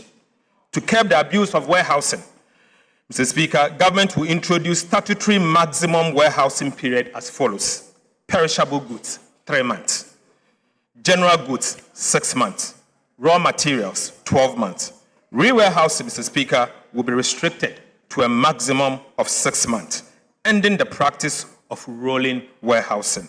In addition, every bonded warehouse will be required to operate electronic inventory system linked to customs to enable real-time monitoring and audit control. Mr. Speaker, these are not merely administrative adjustments. They are structural reforms designed to accelerate revenue collection, reduce port congestion, improve compliance, and provide greater certainty for legitimate businesses. Government is also introducing the first port duty rule. Under this reform, Mr. Speaker, duties and taxes on goods declared for transit will become due at the first port of entry, removing one of the biggest avenues for false declaration and revenue leakages. Mr. Speaker, this simply means, Mr. Speaker, if you are to bring in something and you are to inform the customs official that the goods is destined to say Burkina Faso customs will be at the Tema port to collect their taxes before you move. This will end the practice of a punchy break. Mr. Speaker, Right Honorable Speaker, appropriate customs to customs arrangement with destination countries will ensure that legitimate transit trade continues seamlessly whilst protecting Ghana's revenue. Right Honorable Speaker, Free Zones regime was established to promote export-led industrialization, not to serve as a duty-free trading and storage hub. Unfortunately, over the time, that objective has been undermined by abuse of the regime and weak controls over the use of raw materials. Ghana's free zones will once again serve their original purpose, build domestic industry, expand export, and create quality jobs for Ghanaians. Mr. Speaker, government will also strengthen import declaration and valuation by mandating the use of appropriate tax identification number for all importers. Mr. Speaker, downstream petroleum operations have for too long operated with fragmented controls and weak integration into customs systems. Mr. Speaker, bunkering and ship stores regime have consequently become vulnerable to diversion, under declaration and smuggling. This economy can no longer afford these leakages. Mr. Speaker, government would therefore enforce the statutory requirement for bank guarantee on the lifting of refined petroleum products and require product movement to be undertaken by only through approved pipelines and electronically tracked distribution system.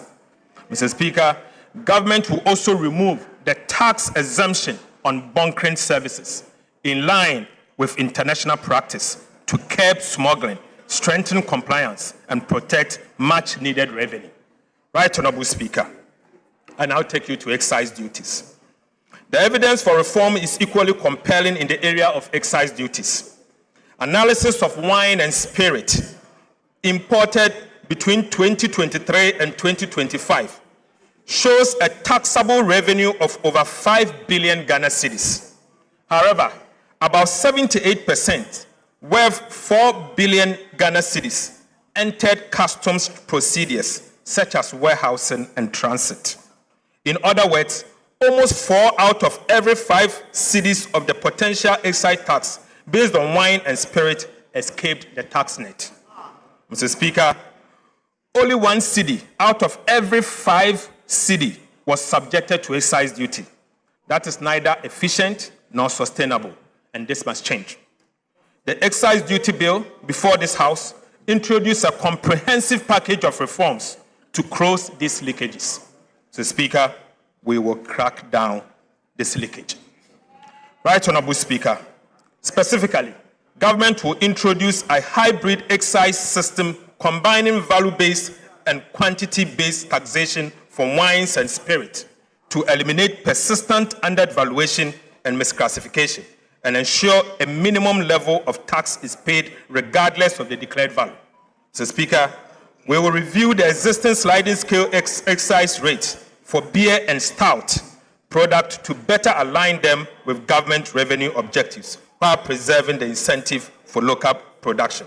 Right Honorable Speaker, strengthening compliance through mandatory electronic registration of stockists, a nationwide track and trace system, penalties of up to 3 times the excise duty for tampering, and enforcing the law on requiring bank guarantees, and abolishing, Mr. Speaker, the payment of 20% excise duty on locally manufactured fruit juice. Mr. Speaker, we will abolish the 20% excise duty on locally manufactured fruit juices introduced in 2023. Right Honorable Speaker, this is to support agro-processing and job creation. Mr. Speaker, I now take you to the Publican AI trade solution. Technology is already transforming customs administration. The Publican AI trade solution was fully deployed in March 2026, and the results has been remarkable. Mr. Speaker, between the pilot phase, January and February, and the full rollout phase, March to 17 July 2026, the Publican AI trade solution increased assessed customs collection by over $300 million, representing 17.5% uplift over the values originally declared by importers. Mr. Speaker, Publican increased the aggregate declared costs, insurance and freight value of imports by approximately 6.3%, but increased the assessed collection by 17.5%. Since deployment, Mr. Speaker, the system has analyzed approximately 366,000 import declarations, nearly 1 in every 4, representing 24%, triggered more than 1 valuation risk indicator, requiring further review by customs officials. Before the deployment of the Publican AI, many of these declarations would have been cleared without scrutiny, leading to substantially revenue losses. Mr. Speaker, the positive impact on customs revenue collection has been massive. Mr. Speaker, in March 2026 alone, Publican increased the assessed collection by 73.44 million United States dollars, representing an uplift of 25.7%. Mr. Speaker, this was followed by additional assessed collection of 51.63 million in April 2026, 72.5 million in May, and 55.82 million in June, and 35.17 million for the first 17 days of July.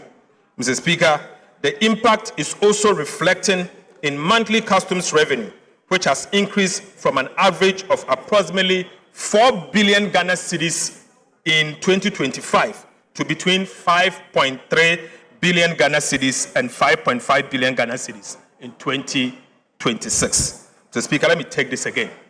In 2024, an average monthly customs collection was 4 billion Ghana cedis. Today, the average monthly customs collection has moved to 5.3 billion cedis to 5.5 billion Ghana cedis.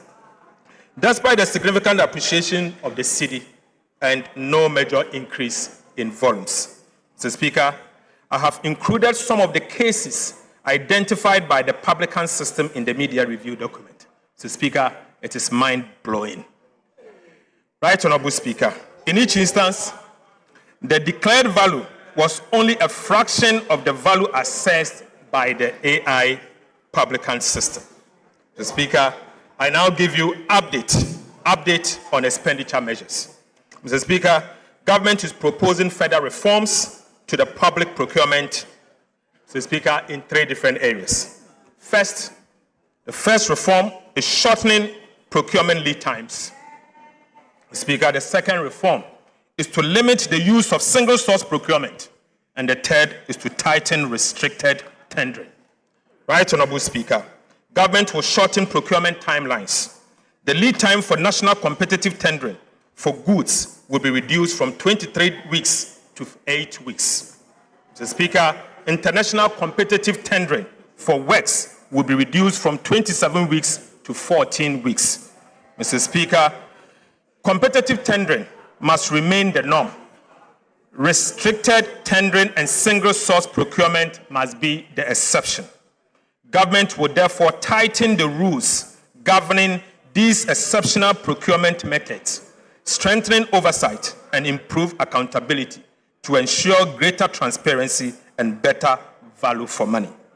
Single source procurement will be permitted only in genuine exceptional circumstances, such as emergencies, national security, or where only one supplier is capable of delivering the required goods, works, and services. Right, Honorable Speaker. Urgency arising from poor planning will no longer be treated as an emergency. Government will also strengthen accountability by introducing sanctions for approvals granted in breach of the Public Procurement Act. Mr. Speaker, these reforms will speed up project delivery, strengthen competition, improve value for money, and reduce opportunities for procurement abuses. Right, Honorable Speaker, I now take you to flood response and mitigation measures. Mr. Speaker, following the widespread flooding that affected Greater Accra and other parts of the country in June 2026, government sought parliamentary approval to draw 350 million from the contingency fund to finance emergency response intervention. On the 30th of June 2026, the Finance Committee of Parliament, acting under Article 1771 of the Constitution, approved the request. However, Mr. Speaker, government was unable to access the funds because the contingency fund was subject to a Ganashi order issued by the Accra High Court. Mr. Speaker, given the urgency of protecting lives, providing humanitarian relief to affected communities, and restoring critical infrastructure, government reallocated 350 million from the contingency vote under the control of the Minister of Finance in the 2026 budget to the Disaster Management Committee under the Ministry of Interior to finance the emergency responses. Mr. Speaker, to strengthen flood mitigation efforts across the country, government also reallocated 226 million within the budget of the Ministry of Works and Housing and Water Resources to implement additional flood control and mitigation measures. Mr. Speaker, government is committed to improving urban mobility and providing safe, reliable, and affordable public transport for Ghanaians. To this end, government is reallocating 400 million Ghana cedis for the acquisition of high-occupancy buses to strengthen the fleet of state-owned transport companies, including Metro Mass Transit and the State Transport Company.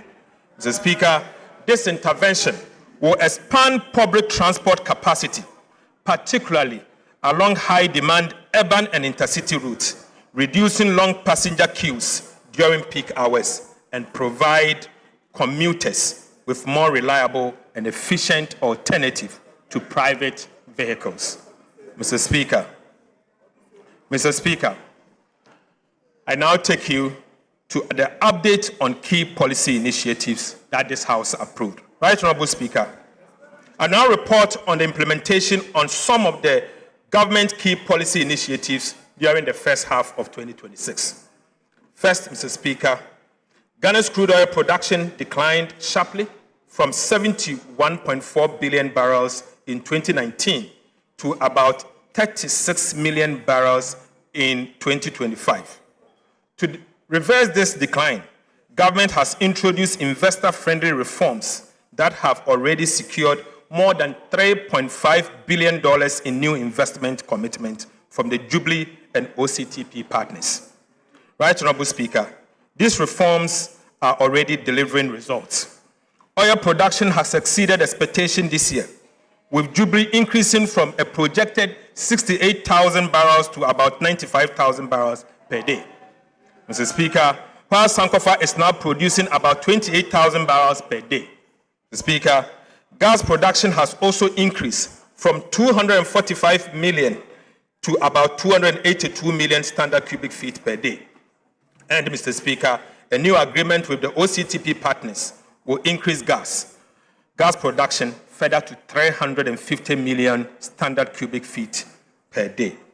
Government is also updating the laws governing the upstream petroleum sector to make Ghana more attractive for investment, with a proposed amendment to be submitted to this Parliament before the year end.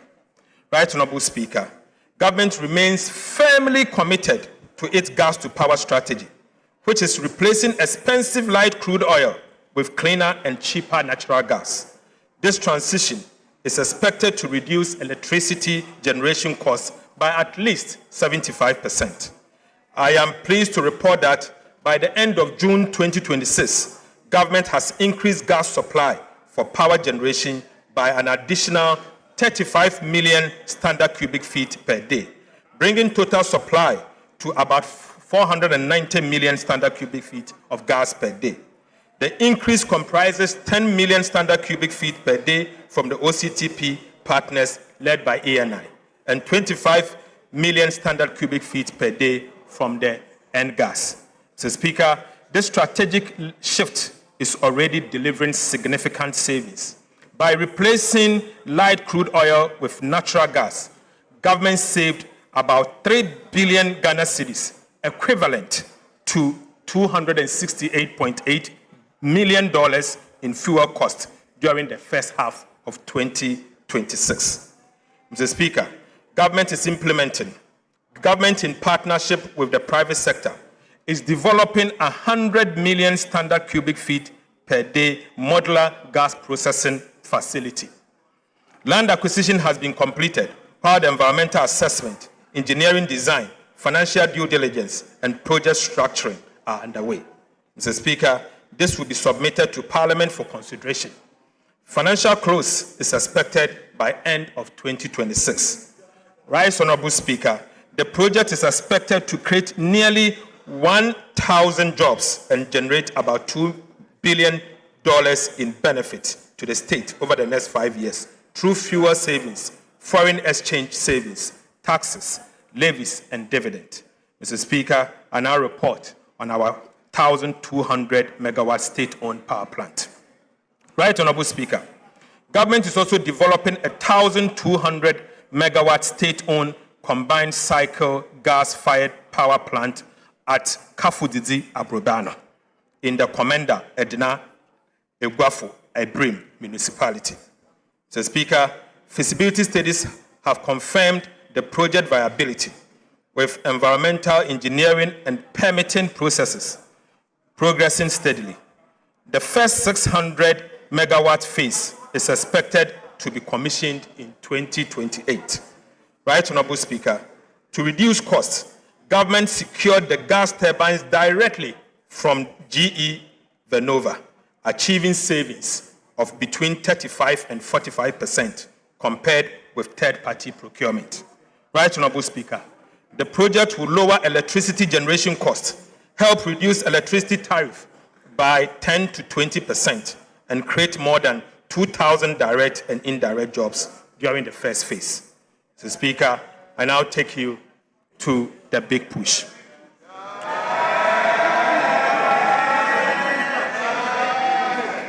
Right, Honorable Speaker.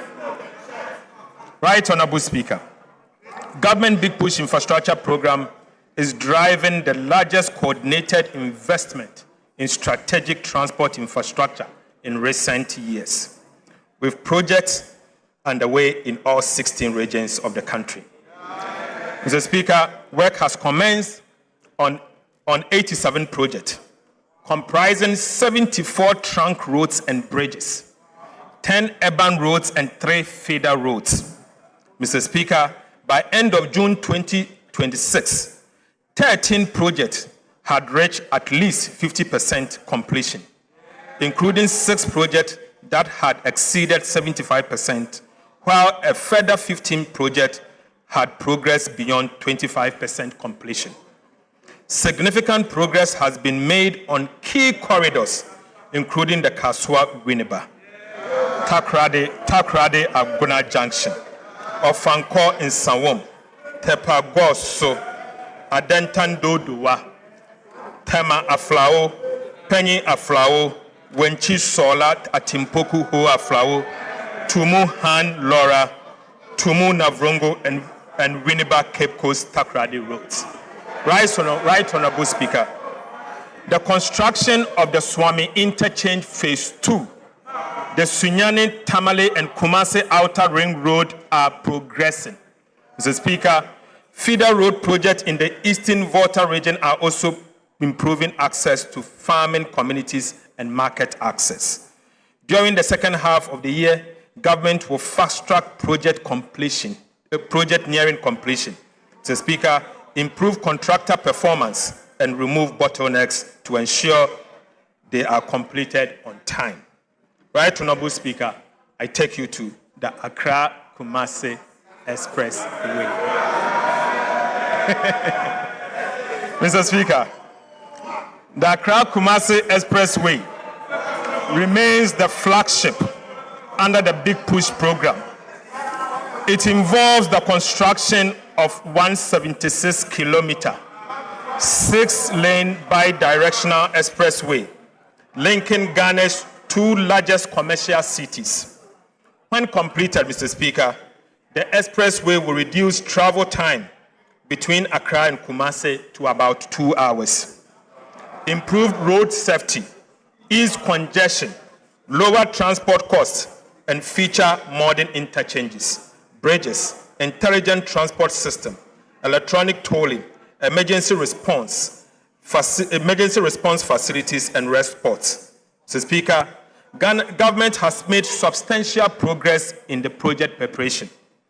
As of 22nd July 2026, yesterday, the Ghana Armed Forces have cleared 122 kilometers, representing about 70% of the 120-meter wide right-of-way in just 12 weeks. Mr. Speaker, the entire corridor is expected to be cleared by the first week of September 2026. Right Honorable Speaker, compensation assessment, environmental studies, engineering design, feasibility works are progressing simultaneously. The feasibility study and detailed engineering design are expected to be completed by end of August 2026, next month. Mr. Speaker, with procurement for the main construction contract to commence in September 2026. Mr. Speaker, as of 2nd of July 2026, $1.7 billion United States dollars have been deposited into a dedicated Accra-Kumasi Expressway account at the Bank of Ghana. Mr. Speaker, for emphasis, as at yesterday, 22nd of July 2026, the government of Ghana has deposited $1.7 billion United States dollars into an account, a dedicated account at the Bank of Ghana solely for this project. The funds have been ring-fenced and will be used only after the main construction contract is awarded. I can share it. Mr. Speaker, government is therefore confident that all the requirements for this transformational project, including the resources, the money, will be in place when His Excellency President John Dramani Mahama cut the sword for the construction of the project to begin. Mr. Speaker, I now take you to Achia Manfuom Adoso Achiamanfom Bridge. Right Honorable Speaker, for centuries, the people of Afram Plains have relied on ferries to cross the Afram River. While these ferries have served the area for many years, frequent delays and seasonal disruptions have impeded easy access and movement of people, goods, and the provision of essential services. The Adoso Achiamanfom Bridge, a 3.6-kilometer permanent bridge, will be the longest in Ghana and will replace the ferries, providing a safe, reliable, and all-weather crossing. As part of Ghana's big push infrastructure, Mr. Speaker, it will connect the Kwewu-Afram Plains to the national road network and unlock the significant potential of one of Ghana's most important food baskets. The bridge will make it easier for farmers to transport maize, cassava, yam, rice, and other produce to market, reducing travel time. It will also improve access to healthcare, education, and other essential services, while creating jobs, attracting investment, and supporting food security. Expected to be completed by end of 2028, the Adoso Achiamanfom Bridge is a gateway to opportunities, bringing communities closer to markets, services, and better future. The Speaker, the Dambai Bridge. Works is also progressing on the Dambai Bridge, a critical project that will provide a permanent crossing between Dambai and Dodi-Kope and strengthen transport along the Eastern Corridor. The Speaker, the project comprises 1.49-kilometer bridge and approximately 6.8 kilometer of approach roads. The Speaker, at the end of June 2026, fiscal progress had reached 6%, slightly ahead of schedule, with foundation work and construction of the temporary bridge already underway. Right Honorable Speaker, I now take you to the 1,000-kilometer agriculture enclave road, of which Parliament approved 2 days ago. Mr. Speaker, government has begun the implementation of the agriculture enclave road program. Government is investing $528 million United States dollars, equivalent in cedis, to rehabilitate 1,050 kilometers of feeder roads across 4 major agriculture producing corridors. Mr. Speaker, upon completion, the project is expected to rehabilitate 1,050 kilometers of feeder roads, ensure 100% of rehabilitated roads are maintained under performance-based contract, expand the National Road Asset Management Database to achieve 100% coverage, create approximately 25,000 direct and indirect jobs, including at least 7,500 jobs for women, and reduce travel time by over 40% on paved roads and 30% on unpaved roads. Mr. Speaker, the first phase will involve the rehabilitation of 1,050 kilometers of feeder roads to be undertaken across 4 agriculture clusters covering 13 regions of the country. Right Honorable Speaker, Cluster 1 will cover 300 kilometers of roads in Upper West, Northern Region, and Savannah regions, and that will be 300 kilometers. Clusters 2, Mr. Speaker, will rehabilitate 300 kilometers of roads in the Oti, Volta, and the Eastern regions. Mr. Speaker, Cluster 3 will also rehabilitate 250 kilometers of roads in Ashanti, Bono East, and Eastern region. And finally, Mr. Speaker, Cluster 4 will cover 200 kilometers of roads in Western North, Western, Central, and Ahafo region. Mr. Speaker, these investments will improve connectivity between farms and market, reduce post-harvest losses, lower transport costs, and support agricultural transformation in some of Ghana's most productive farming areas. Mr. Speaker, I take you to the oil palm. Right Honorable Speaker, government remains committed to transforming Ghana's oil palm industry into a major driver of industrialization, export growth, import substitution, and rural employment. A key pillar of the integrated oil palm development policy is the establishment of a sustainability-compliant oil palm land banks to de-risk private sector investment and accelerate the development of large-scale plantation integrated with smallholder and outgrower schemes. So, Speaker, implementation of this initiative is progressing steadily. The Ministry of Land and Natural Resources, working in collaboration with the private sector and other relevant institutions, have reviewed over 270,000 hectares of land in the Western region.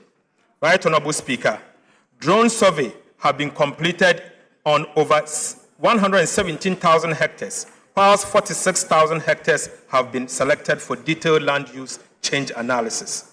To date, assessment has been completed on 16,000 hectares, of which approximately 10,780 hectares have been identified as suitable for sustainable oil palm development.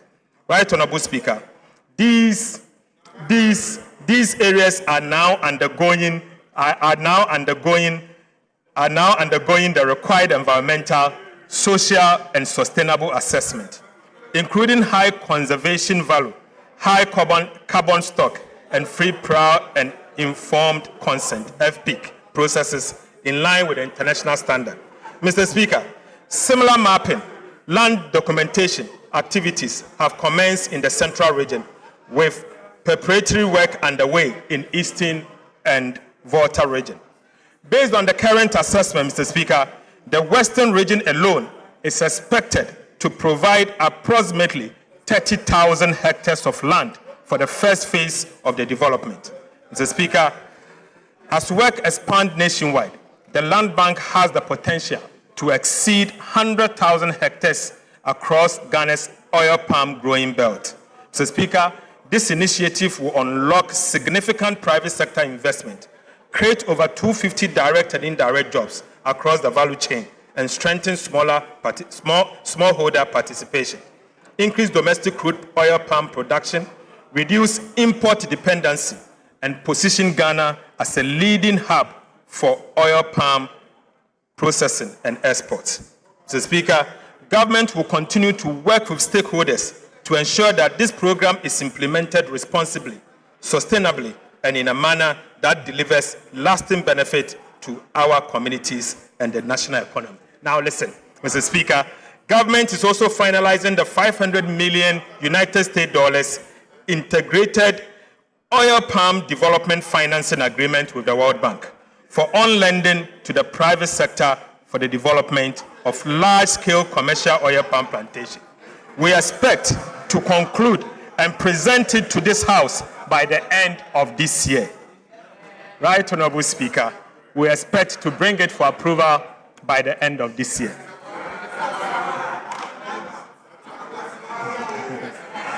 Right, Honorable Speaker, as part of Government Feed Ghana program, we have commenced the establishment of the 50 farmer service centers across the country to improve farmers' access to mechanization and extension services. To support this initiative, government has deposited 551 million Ghana cedis into an escrow account at the Bank of Ghana to establish the letters of credit for the procurement of 1,840 units of agricultural machineries and equipment. These include tractors, trailers, power tillers, plows, cultivators, seed drills, sprayers, fertilizer spreaders, and combine harvesters, which will significantly improve farm productivity, reduce production costs, and enhance food security. Mr. Speaker, cocoa sector reforms. Right, Honorable Speaker, the cocoa sector remains a cornerstone of Ghana's economy. Mr. Speaker, Ghana is serving as a major source of export earnings and livelihood for millions of Ghanaians, particularly in rural Ghana. Mr. Speaker, since the enactment of the Ghana Cocoa Board Act 1984, PNDC Law 81, the Ghana cocoa industry has undergone significant transformation. To modernize the governance and financing of the sector, government will submit a new cocoa board bill to Parliament to repeal and replace the Ghana Cocoa Board Act 1984, PNDC Law 81.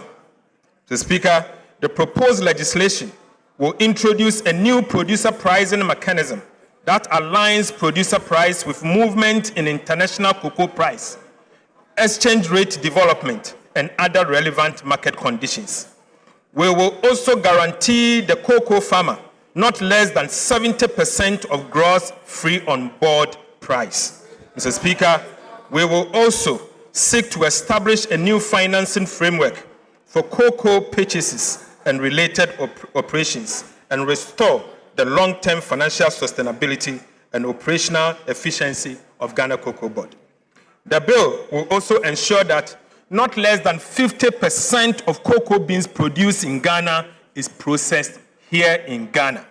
Mr. Speaker, we will also restrain Ghana Cocoa Board from taking part in quasi-fiscal activities. Right Honorable Speaker, Mr. Speaker, these reforms will place Ghana's cocoa sector on a stronger financial footing, improve returns to cocoa farmer, ensure value addition, and position the industry for sustainable long-term growth. Mr. Speaker, I now take you to transforming secondary education and eliminating the double track.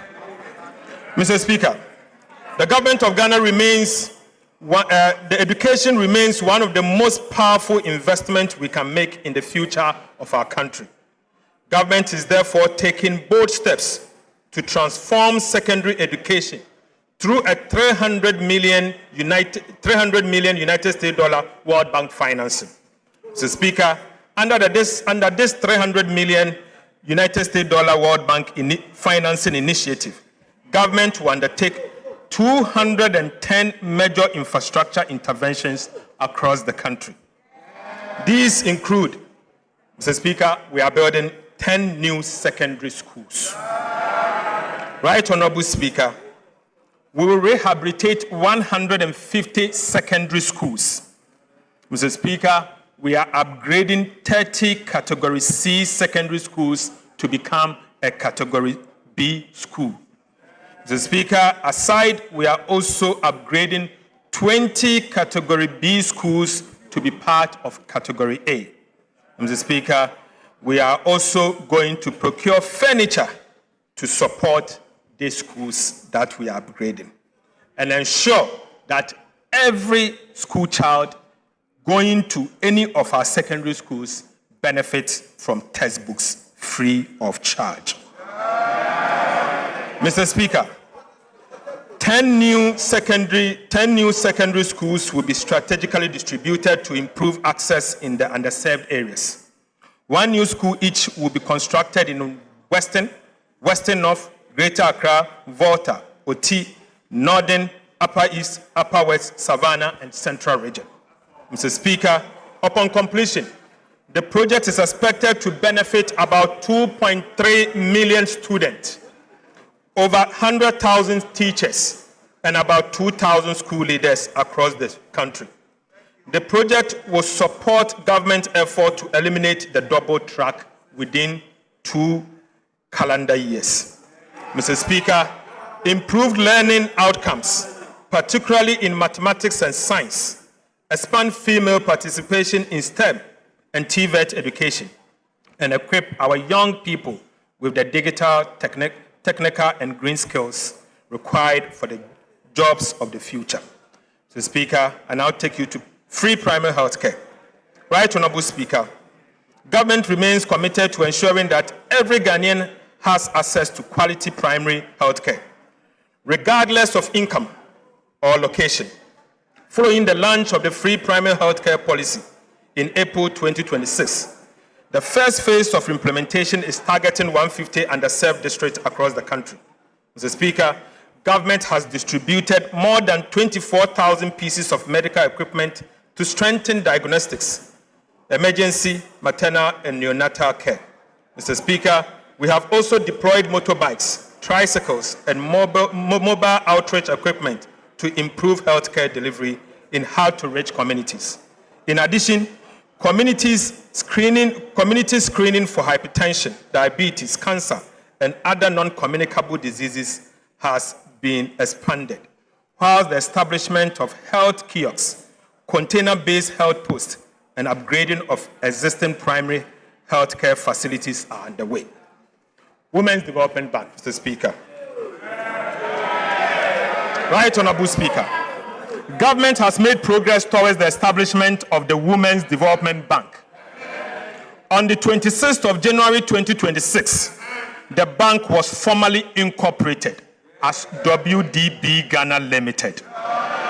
Mr. Speaker, following its incorporation, government applied to the Bank of Ghana for the requisite banking license to enable the bank commence operations.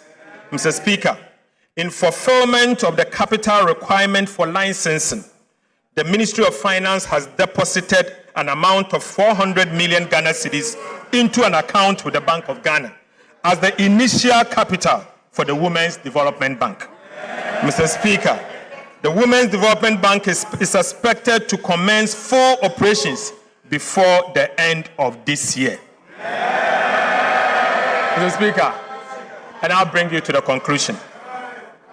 Right Honorable Speaker, in recent times, a narrative has emerged suggesting that this government is not spending enough. Mr. Speaker, nothing can be further from the truth. Far from standing still, we have been steadily and responsibly deploying resources guided by the simple but firm principle that we can only spend only what we have, and we spend it wisely and with the future of our nation in view. Mr. Speaker, in the spirit of transparency and accountability, allow me to lay before this House a clear account of some of the expenditure we have made so far to support government programs across the sectors approved in the 2026 budget. Mr. Speaker, first, to compensate public sector workers, an amount of 48.8 billion Ghana cedis for compensation of employees has been paid, including 4 billion Ghana cedis as contribution to SNIT and 2 billion Ghana cedis as Tier 2 pension scheme. Mr. Speaker, to honor our debt obligation, an amount of 21.5 billion for interest has been paid. To honor our international debt obligation, an amount of $700 million for Eurobond debt service and interest have also been paid. To restore confidence on our financial systems, an amount of 10 billion Ghana cedis to domestic bondholders has been paid. Mr. Speaker, to deepen fiscal decentralization, an amount of 4.4 billion cedis to the District Assembly's Common Fund, representing the first 2 quarters of the year, has been paid. Mr. Speaker, to keep the National Health Insurance Scheme strong and vibrant, an amount of 4.5 billion Ghana cedis has been paid. To strengthen specialized health care, an amount of 1.1 billion Ghana cedis to Mahama Cares has been paid. Right Honorable Speaker, to support quality and access education and accessible education, an amount of 4.2 billion Ghana cedis for the first 6 months of the year to the Ghana Education Trust Fund, GET Fund, has been paid. Right Honorable Speaker, to strengthen free secondary education program and ease the burden on families, and an amount of 1.8 billion cedis to the free secondary education program has been paid. Right Honorable Speaker, to improve road maintenance, an amount of 1.7 billion Ghana cedis to the Road Maintenance Trust Fund has been paid. Mr. Speaker, to support job creation for young people, an amount of 459 million Ghana cedis to the Youth Employment Agency has been paid. Mr. Speaker, Again, to support petroleum sector, an amount of 961 million Ghana cedis to the Ghana National Petroleum Corporation, GNPC, has been paid. Mr. Speaker, to promote development in mining communities and mining institutions, an amount of 458 million to the Mineral Development Fund has been paid. Mr. Speaker, to keep the light on across the country, an amount of 7.1 billion Ghana cedis to the energy sector for stable power supply has been paid.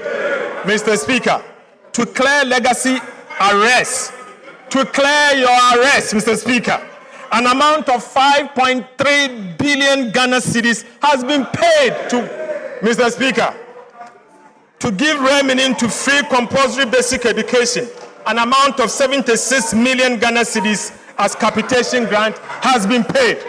Mr. Speaker, to support the most vulnerable in our society, an amount of 485 million Ghana cedis to LEAP beneficiaries has been paid. Mr. Speaker, to provide nutritious meal and keep our children in school, an amount of 877 million to the Ghana School Feeding Program has been paid. Mr. Speaker, to ease the burden on families, an amount of 46 million for BEC registration has been paid. Mr. Speaker, to remove financial barriers to tertiary education, an amount of 537 million for the no-fee stress policy has been paid. Right, Honorable Speaker, to support teachers, the teacher trainees, an amount of 104 million as teacher training allowance has been paid. Right, Honorable Speaker, to support nursing training, an amount of 144 million as nursing training allowance has been paid.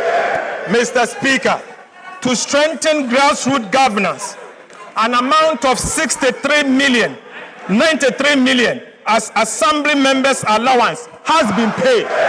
Mr. Speaker, to promote skills development and entrepreneur, an amount of 45 million for the National Apprenticeship Program has been paid. Mr. Speaker, to support Ghana's participation in the 2026 FIFA World Cup, an amount of 58 million has been paid. Mr. Speaker, to support environmental sustainability, an amount of 477.4 million to ARICOPS has been paid.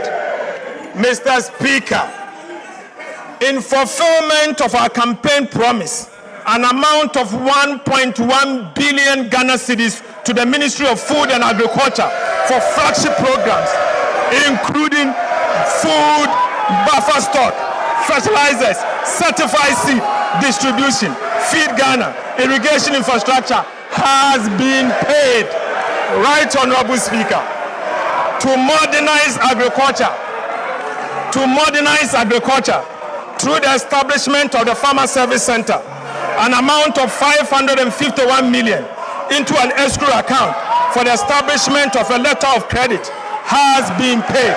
Right, Honorable Speaker, to support infrastructure development, an amount of 11.5 billion Ghana cedis as capital expenditure has been paid. Mr. Speaker, to improve road infrastructure, an amount of 6.5 billion Ghana cedis for the Big Push infrastructure program has been paid. Mr. Speaker, to support education delivery, an amount of 915 million for goods and services under the Ministry of Education, including sanitary pads, has been paid. Mr. Speaker, to ensure smooth and effective functioning of government, an amount of 7.9 billion Ghana cedis for goods and services have been paid. Right, Honorable Speaker, to protect our rivers, forest reserves, and agricultural lands against the Galamsey menace, an amount of 16 million to the National Anti-Illegal Mining Operations Secretariat 9 months has been paid. Mr. Speaker, permit me to end where I began, not with numbers, but with reflection. Mr. Speaker, permit me to end where I began, not with a number, but with a reflection. Right, Honorable Speaker, before this administration took office, this country stood at the edge of an economic cliff. The city was in free fall. Inflation has raised 50%. Our sovereign debt rated junk. Our access to the world capital market had been cut off. And for the 17th time in our history, Ghana turned to the IMF for a bailout. Mr. Speaker, that was the Ghana we inherited. Today, inflation stands at 5.3%. Our currency, the Ghana cedi, has stabilized. Economic growth is above 6% and broad-based. Our debt to GDP is now 45%, years ahead of schedule.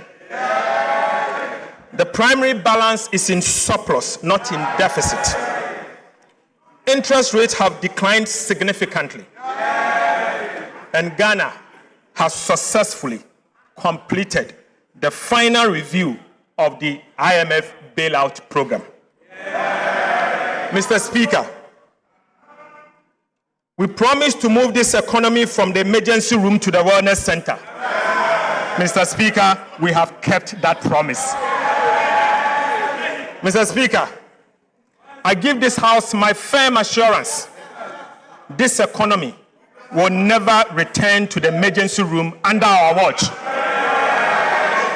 Right, Honorable Speaker?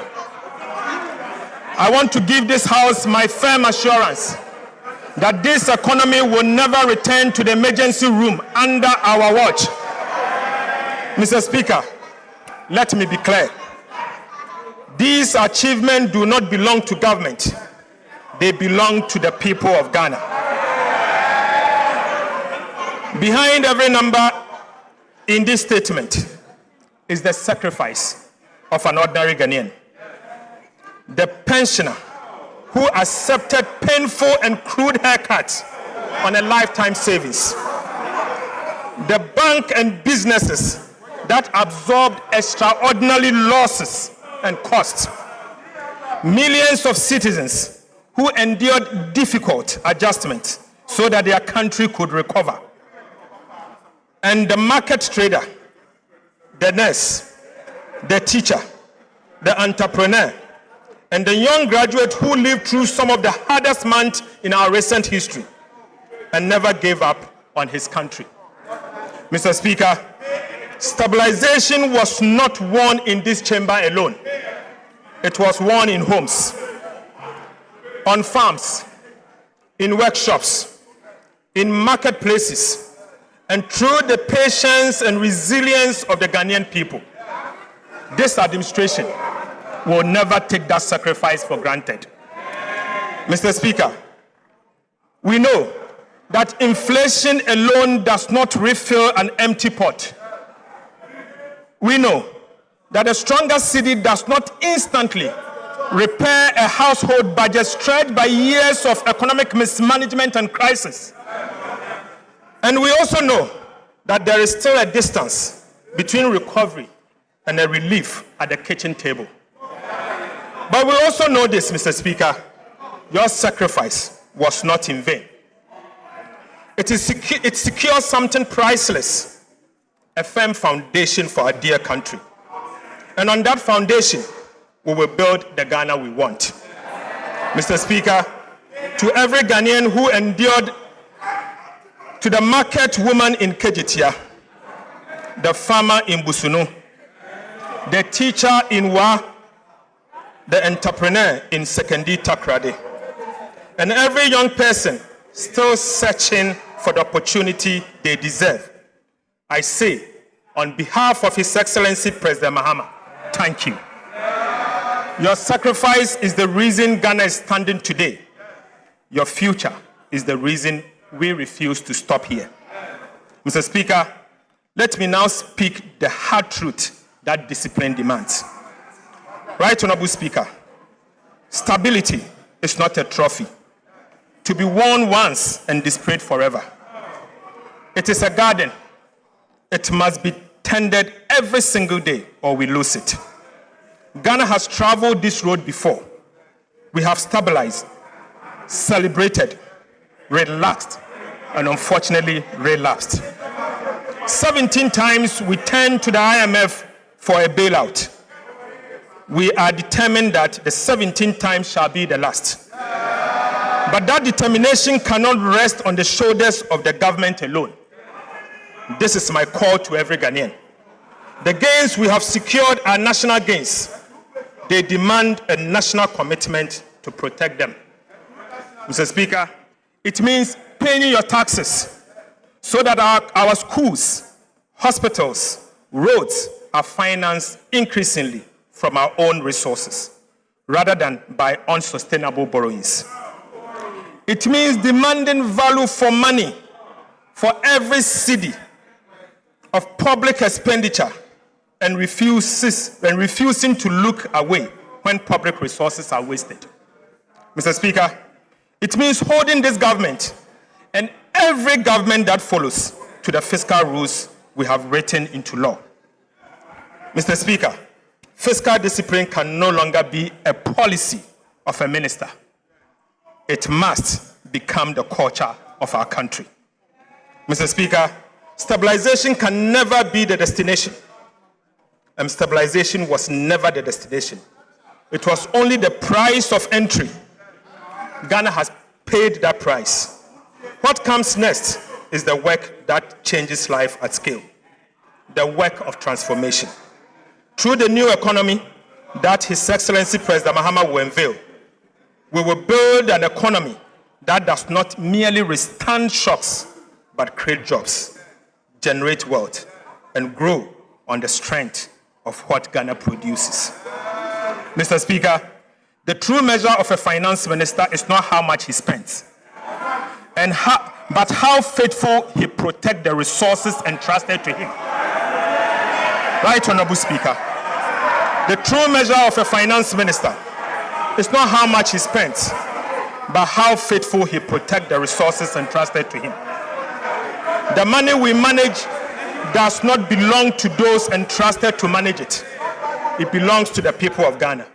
Mr. Speaker, it belongs to you and belongs to all of us. Every cedi collected in taxes, every cedi borrowed, and every cedi spent carries with it a sacred obligation to use it wisely, honestly, and always in the national interest. My assurance to this House and to every Ghanaian is simple.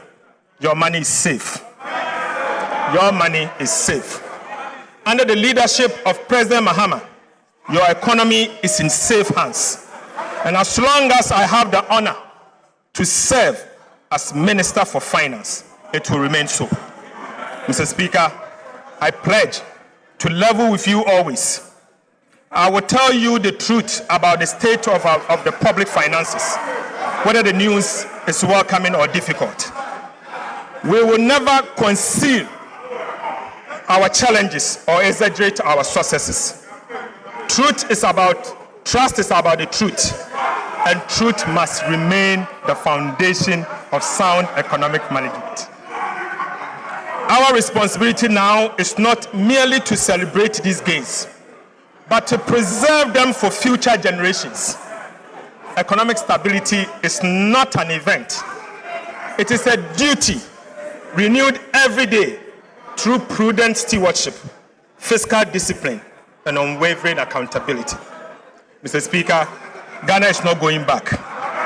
Under the leadership of His Excellency President Mahama and with the determination of the Ghanaian people, Ghana is moving forward steadily, honestly, and together.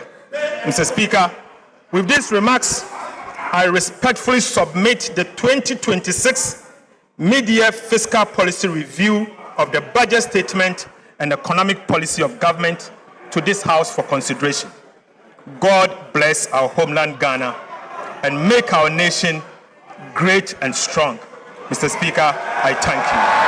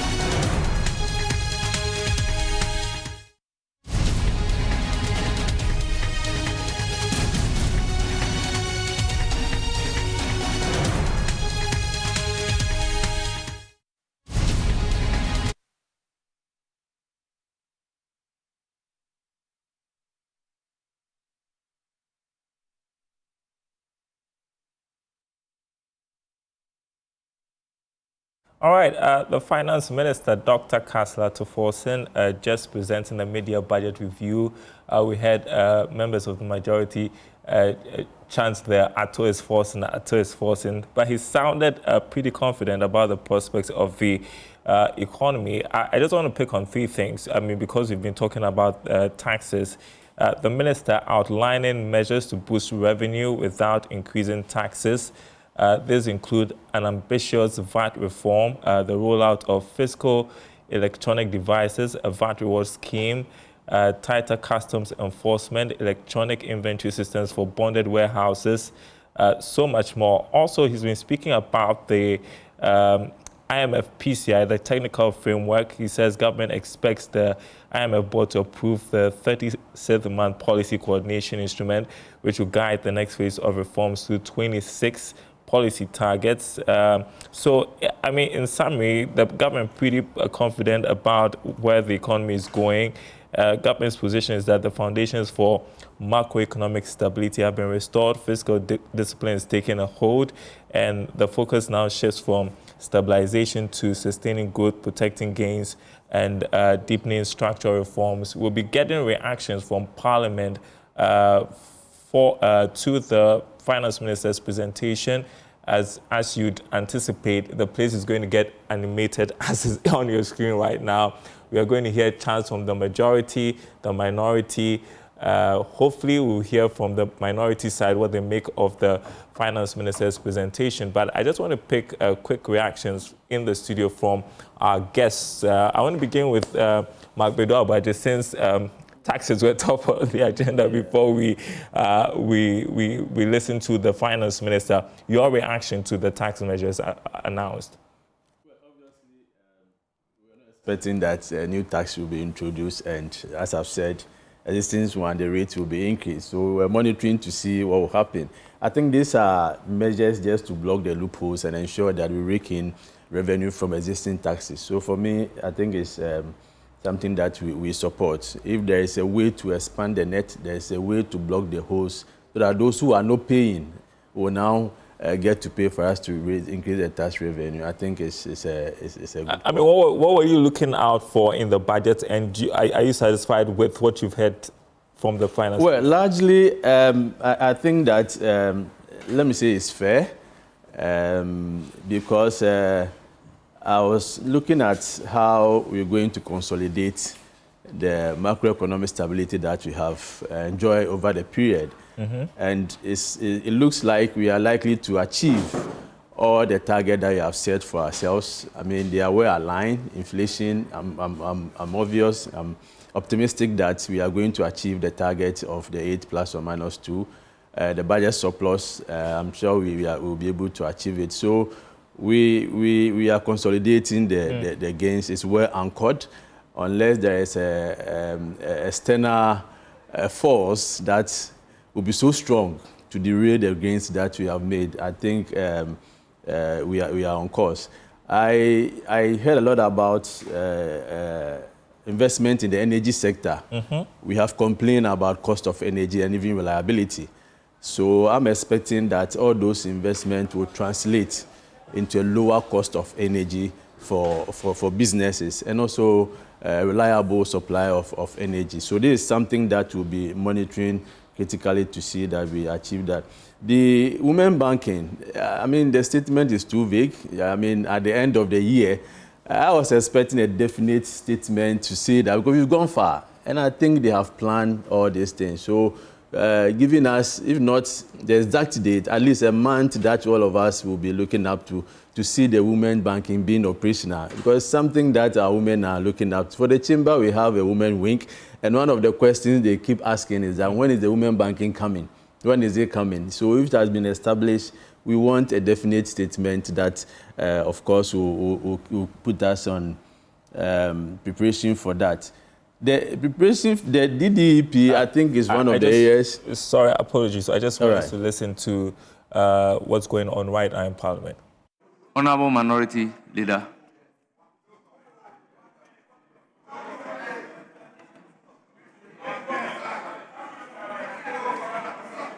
Mr. Speaker.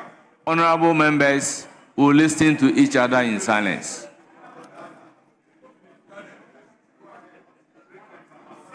Mr. Speaker,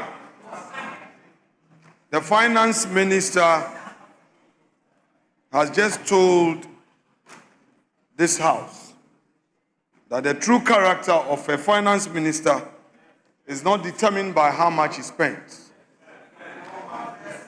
Such a statement must cause palpitation among ministers of state.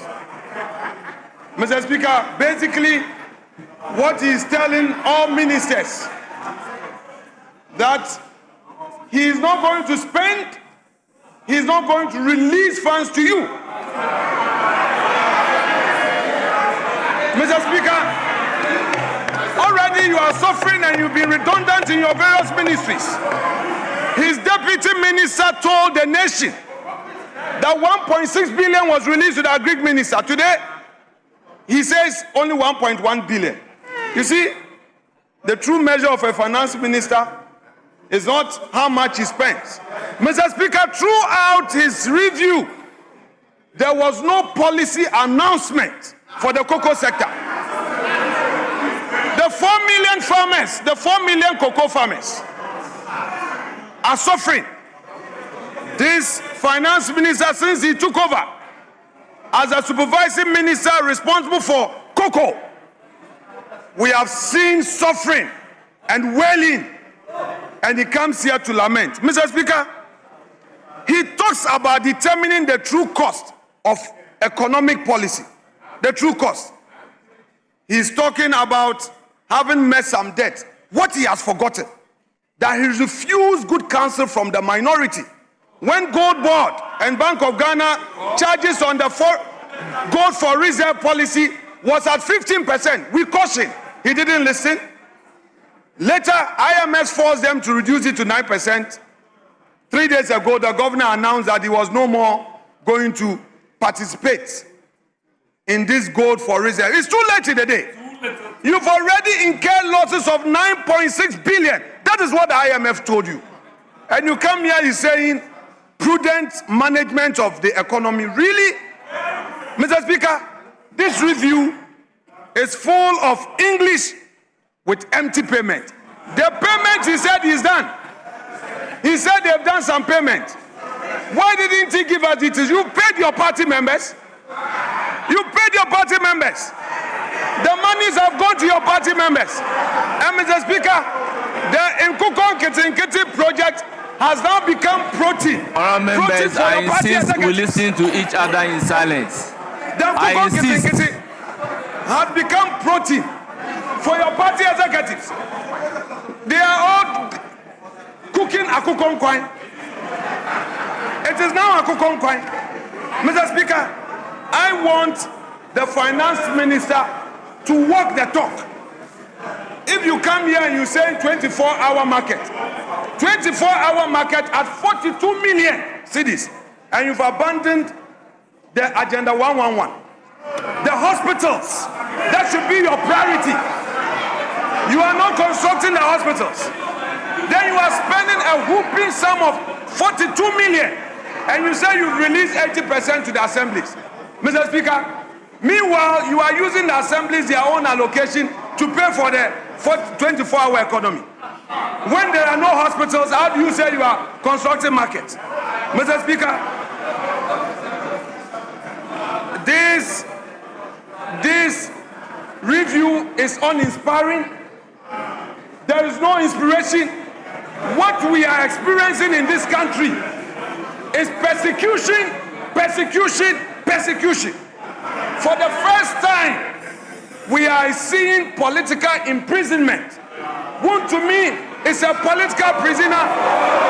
Mr. Speaker, Camila Al-Hassan, a young mother of 3, is also a political prisoner, telling you how intolerant you are, and you are here telling us you are running an economy. You want this to be a one-sided parliament. When people criticize you, you threaten them. A lot of my MPs here have been threatened. You are threatening members of parliament with prosecution. Let me serve a warning to the Attorney General that the ravening clouds shall no longer be victorious. They shall not long possess the sky. Be careful. 2028, you'll be in opposition. 2028.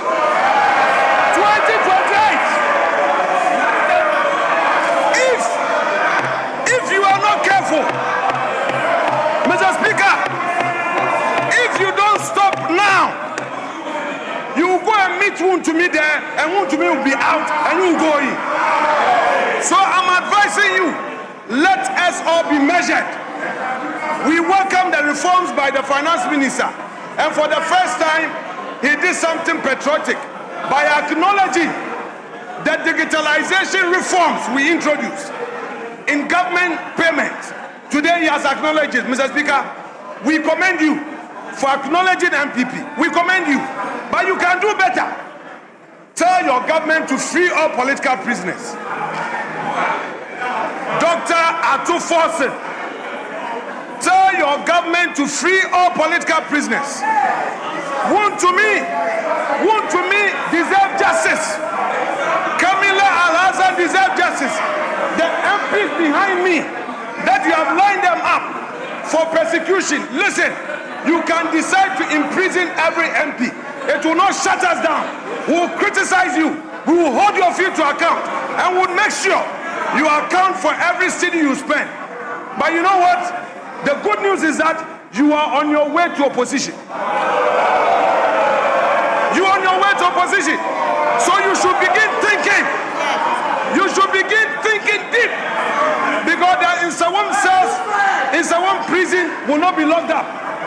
It will open widely for you. It will swallow many of you. From what we are seeing in public procurement, your situation will be worse. So be careful, those of you who are comfortable. And finally, you claim you want a third term. Third term? Third term. You are not performing. You say third term. Atu Forces, you are here presenting a budget, and beneath it is a third term agenda where you are going to spend money for people to be calling for third term. We are watching you with eagle eyes. Third term, focus on 24-hour economy. You promise one job, 3 shifts. You promise industrialization. Ghanaian businesses have lost confidence in you. You canceled the 1D, 1F, which was creating opportunity for the private sector. In its place, no policy alternative. Electricity tariffs have gone up over almost 30%. Then you get up, you say you are promoting 24-hour economy.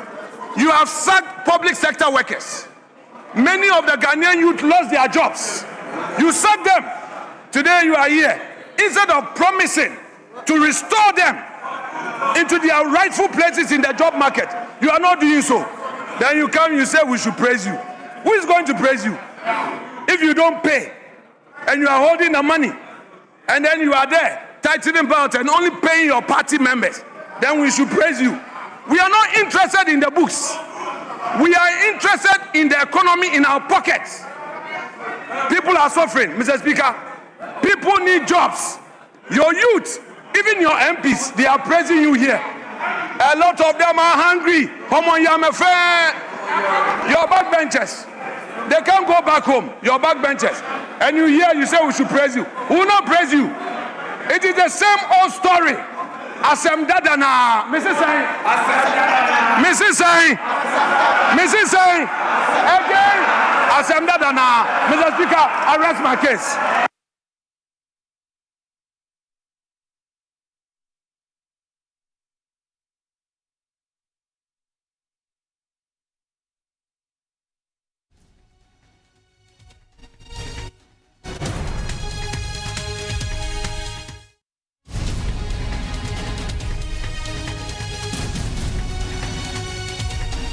Leader.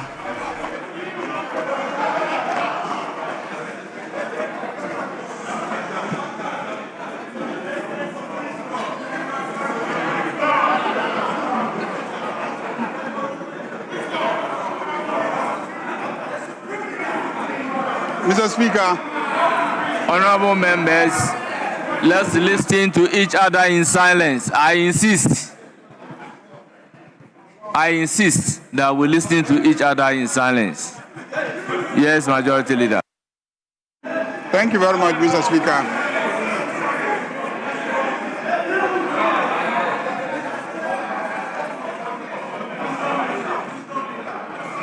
Mr. Speaker,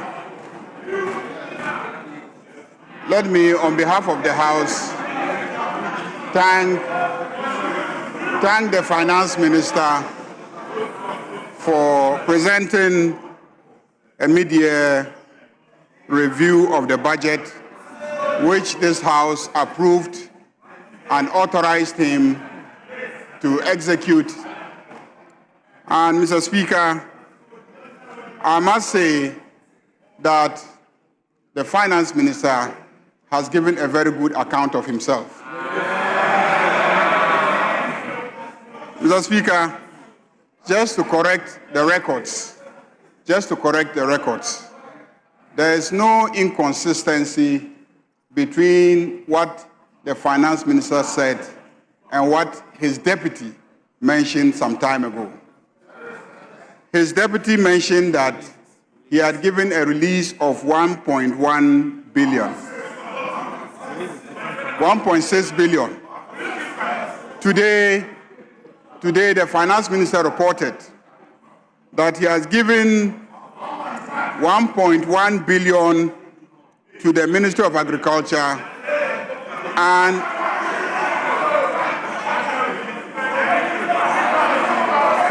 that is payment.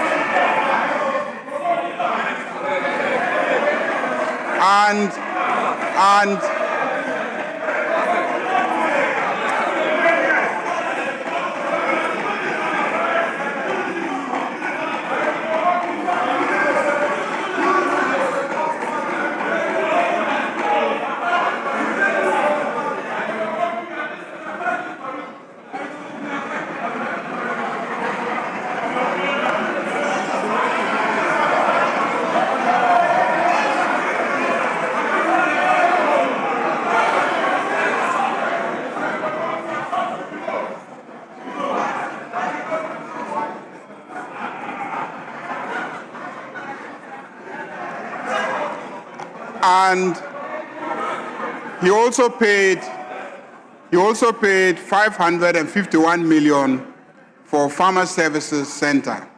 If you put the two together, that's 1.6. That's one. It was presented. You see, the good thing about this media report.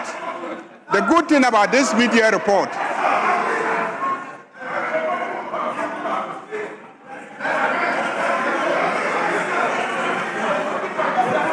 Honorable members, for once, let's listen to each other in silence.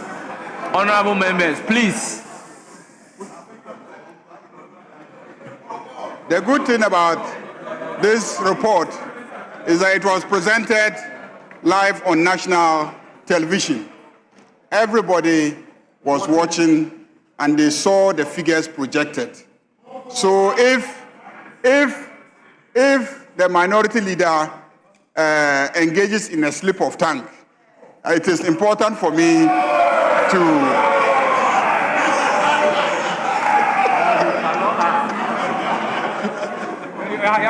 I just thought I should correct that. I know that he did not benefit from going to Fufulsu Primary School. So his mathematics might not be as good as Honorable Jinapo's mathematics. When you add 551 to 1.1, you get 1.6. So the finance minister and his deputy presented an accurate figure. But Mr. Speaker,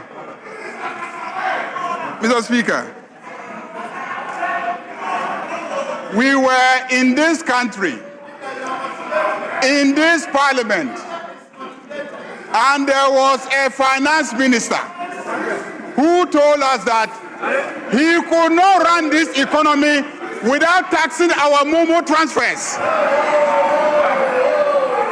That he could not run this economy without taxing our Momo transfers. A finance minister who could not run the economy without going for debts.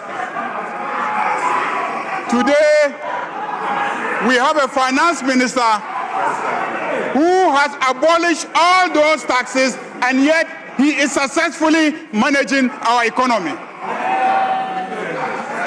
We have a finance minister who is not borrowing recklessly, but is successfully managing our economy. That is why I said that this finance minister has clearly given a good account of himself. Mr. Speaker, Ghanaians are struggling, working day and night to pay the debts, to fix the economy. Like the minister has indicated, ordinary Ghanaians are making sacrifices. Where is the man who put us in the debt? Where is Ken Oforiatta? After borrowing recklessly,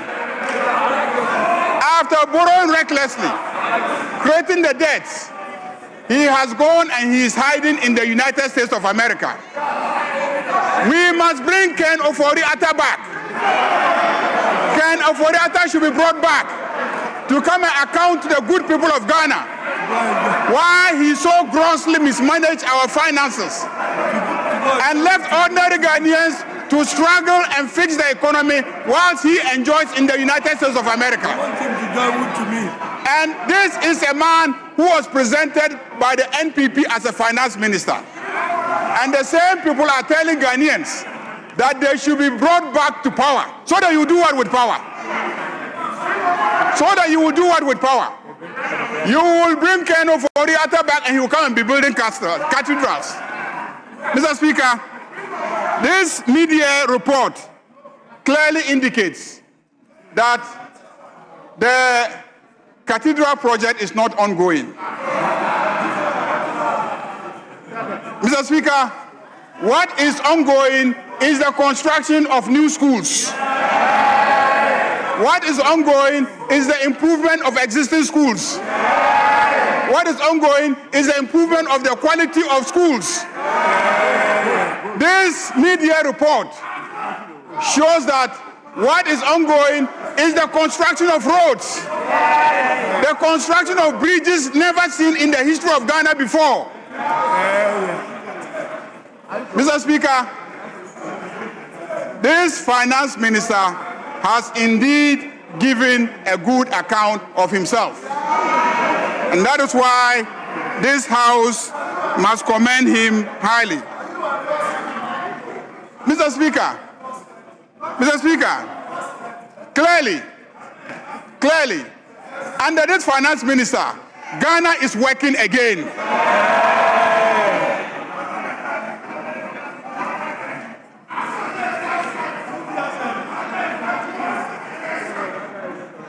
Mr. Speaker,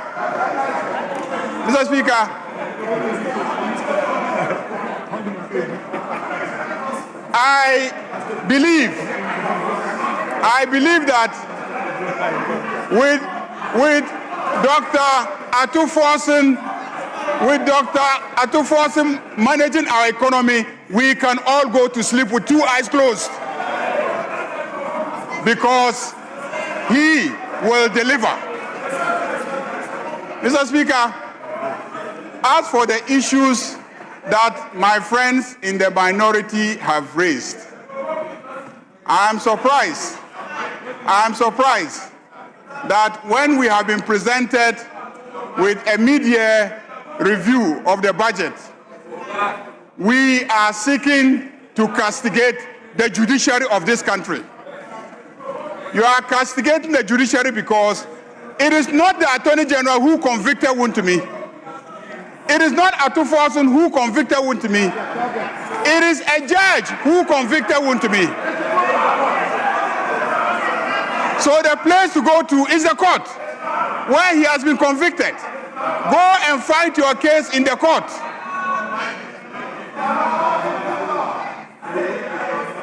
I have full confidence in the judiciary.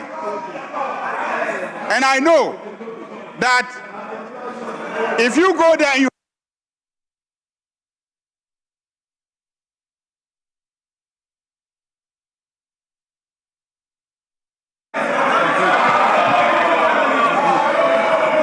Mr. Speaker, this is not a forum to discuss Wontumi. It won't be fair to Wontumi for us to make him the subject matter of debate. So, Mr. Speaker, let me join this House to commend the Finance Minister and to assure the Finance Minister of the support of this House, of the support of Parliament as he continues to work and improve the finances and the economy. Finance Minister, this morning or this afternoon, you have laid a number of bills. You have laid a number of bills which we believe are all aimed at helping you achieve your various targets. This House will diligently go through the bills and ensure the passage of the bills. Mr. Speaker, why is the minority leader thinking that he should take the same time as myself? I speak for 189 people. I speak for 189 people.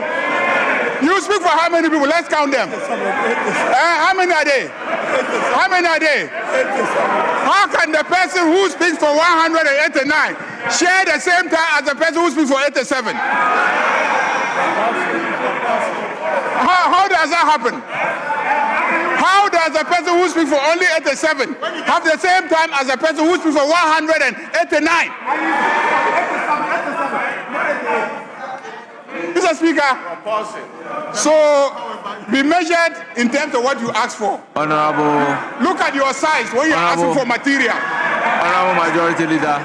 Mr. Speaker. Honorable Majority Leader, they will still keep your time for you. Yes, Minority Leader.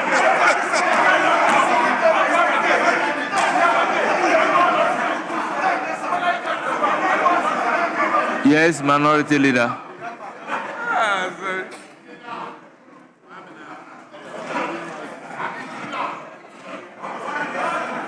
Mr. Speaker, there was a clear understanding of 10 minutes each. I complied with it. The clerk communicated. And Mr. Speaker, we were both time, the majority leader's time ended. And then he was given additional time. Mr. Speaker, I was going to talk about the free SHS that they couldn't implement with internally generated funds, and now they are going to borrow. But I held back. Mr. Speaker, just exiting IMF, they've gone for 1 billion cedis. I kept quiet. Mr. Speaker, $1 billion. But because I wanted to act within time, I acted within time. And now the majority leader has been given extended time.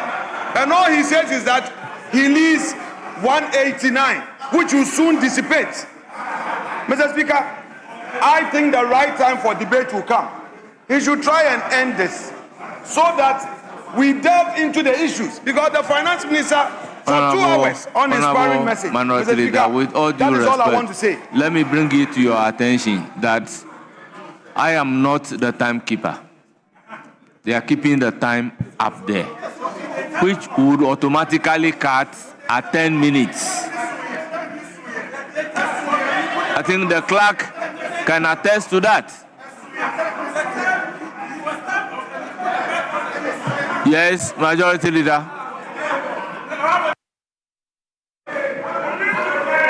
Mr. Speaker,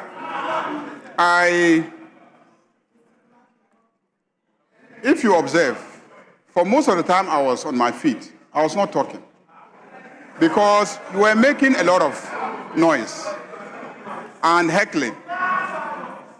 So I was quiet, if you observe.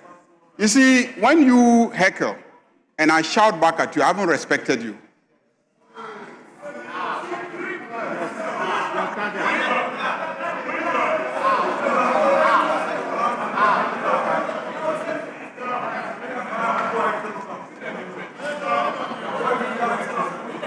The reason is that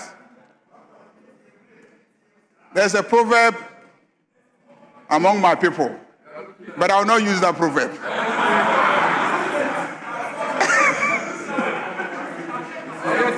So please, when you are talking, I keep quiet because I respect you. I have to listen to you. If you are talking across and I'm also talking across, we are not listening to each other. And the children who are watching from home will be learning a very bad lesson.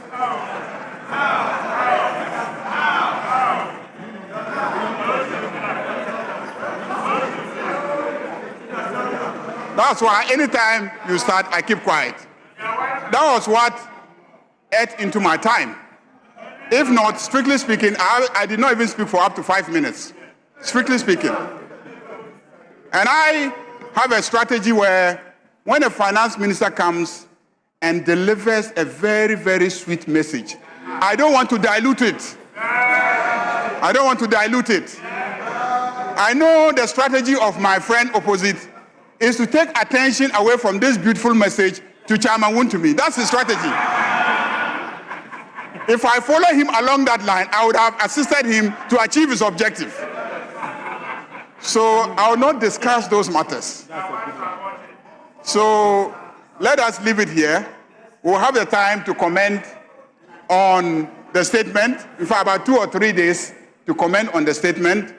At the level of leadership, we'll discuss the time allotment. The proposal is that we start the commentary tomorrow. Will we be sufficiently prepared to start tomorrow? Yeah. It's obvious that you are not ready now. Because when you were given the opportunity, you were talking about Wontumi.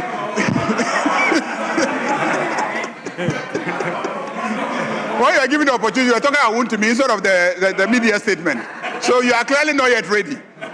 So we'll make copies available to you. When you read that, you might see that it has nothing to do with Wontumi. So, Mr. Speaker, I thank you very much.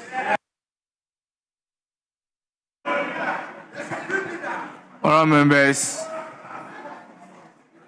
we defer further comment on the statement. We then turn to order paper addendum 2. At commencement of public business, presentation of papers.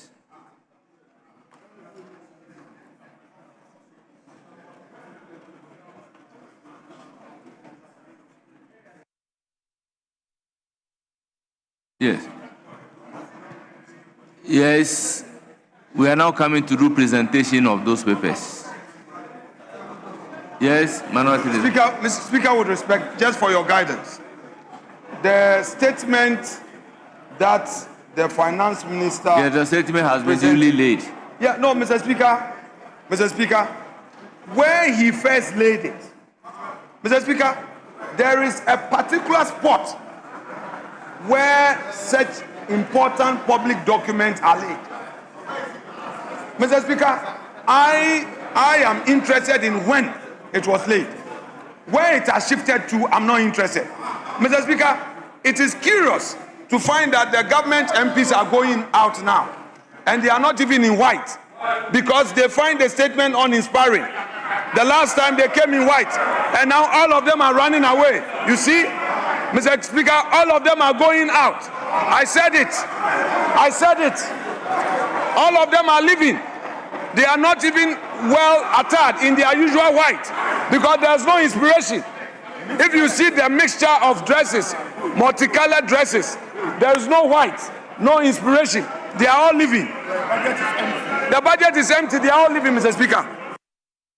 With all due respect, the table is the table of the House, and it's very long. The clerk is in charge.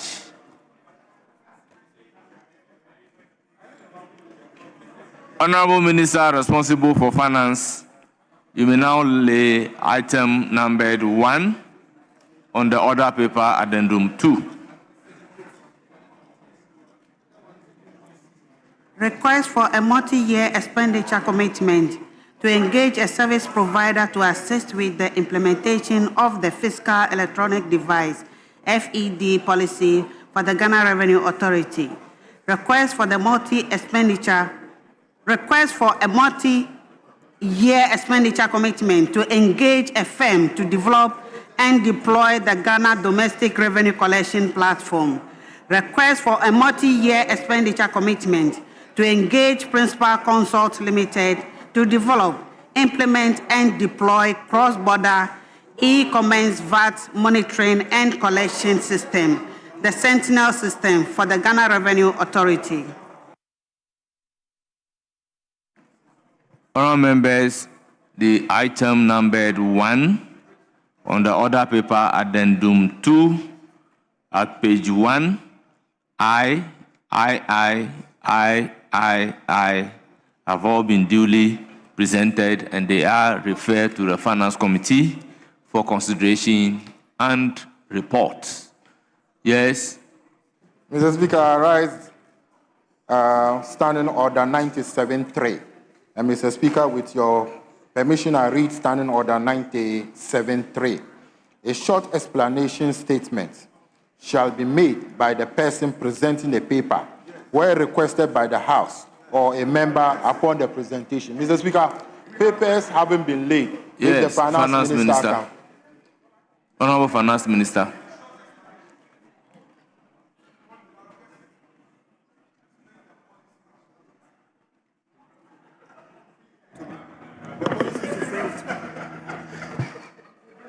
Right, Honorable Speaker. The rationale were presented as part of the media review, and I just completed the presentation to the House in detail. Each one of them, I spent over 10 minutes to explain each of them in the media review. So, Speaker, under the Fiscal Electronic Devices, I made a statement on it. Under the Sentinel, being the cross-border, I made a statement on it. Each one of them, Mr. Speaker, I provided detail to the House. Thank you, Mr. Speaker.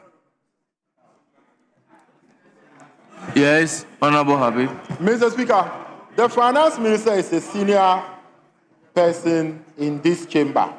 at the time you were reading the statement, you were not laying any paper. So any explanation on the statement that you read was not part of the procedure of this. Now you are laying a paper, and it is within our standing orders in 97.3. You were reading the statement under 91. So you should do the needful, but you cannot refer us to the statement that you have made. In fact, we were not listening because it was boring. Honorable Deputy Whip, by what standard are you measuring the explanation given by the Finance Minister?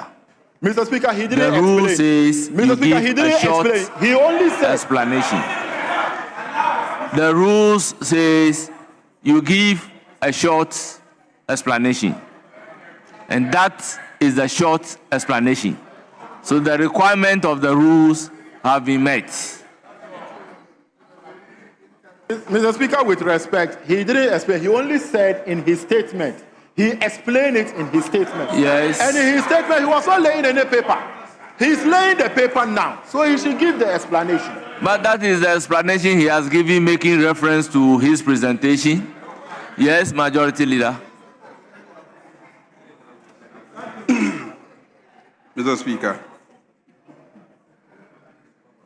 the same order 97.3 says a short explanatory statement may be made by the person presenting a paper where requested by the House or a member upon the presentation.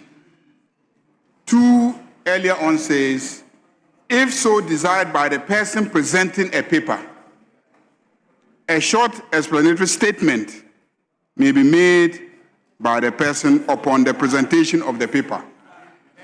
This person has already made a statement. He made a statement, and then immediately he finished making the statement, has laid papers pursuant to the statement that he has made. So I don't think that there is much to delay us in this.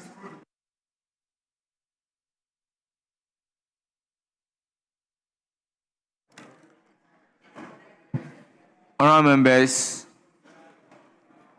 let me crave your indulgence to acknowledge the presence of very revered personalities in our midst. Honourable members, we have Mr. Anthony Kwesi Sapon, Commissioner General, Ghana Revenue Authority.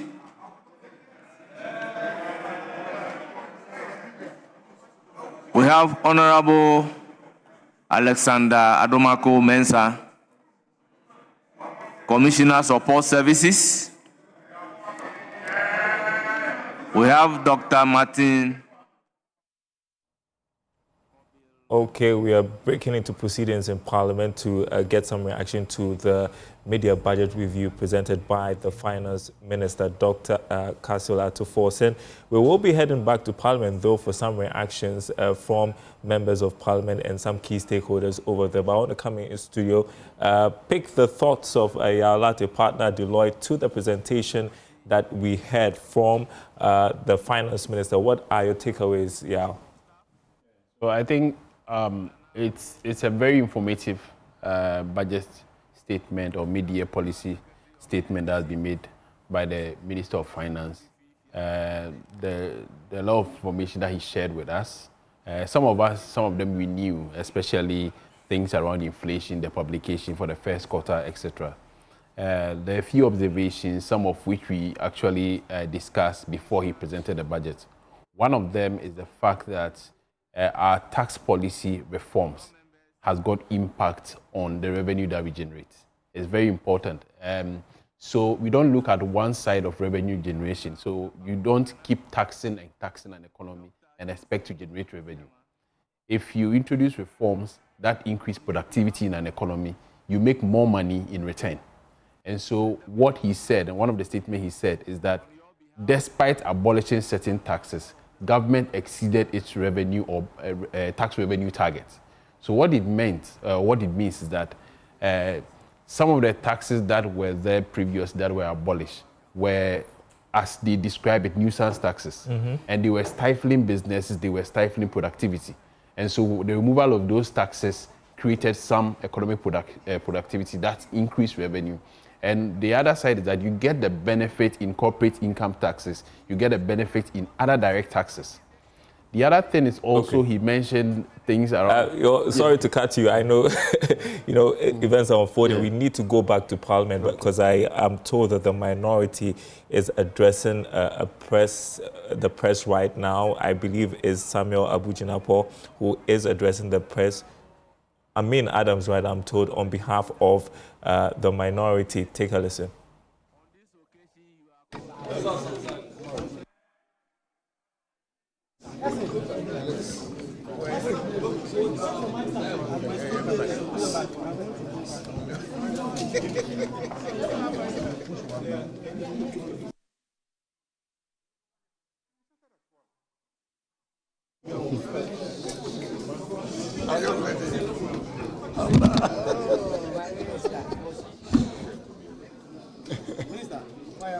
Okay. Leadership. So good evening, ladies and gentlemen of the press.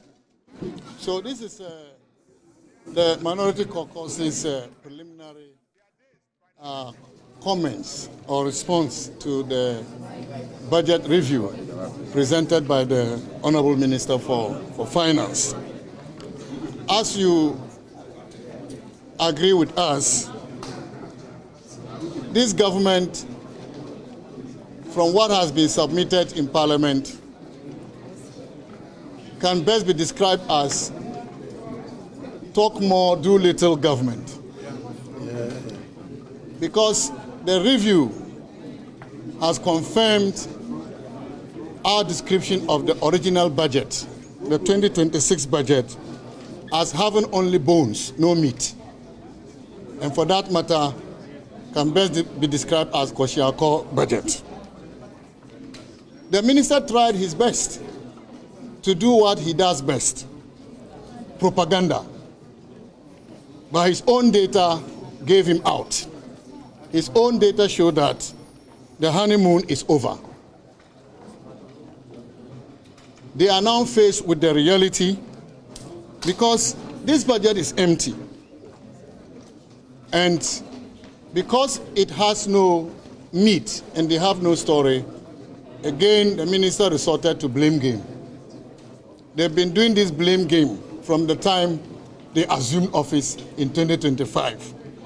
And after 18 months in government, they are still doing blame game. The Ghanaian people voted for them to deliver just that and not to blame the previous government. But as you all heard from the minister's address, there is nothing to tell the people of Ghana. I will point out to you some of the confessions the minister made. Confessions in respect of issues they disputed last year and early this year.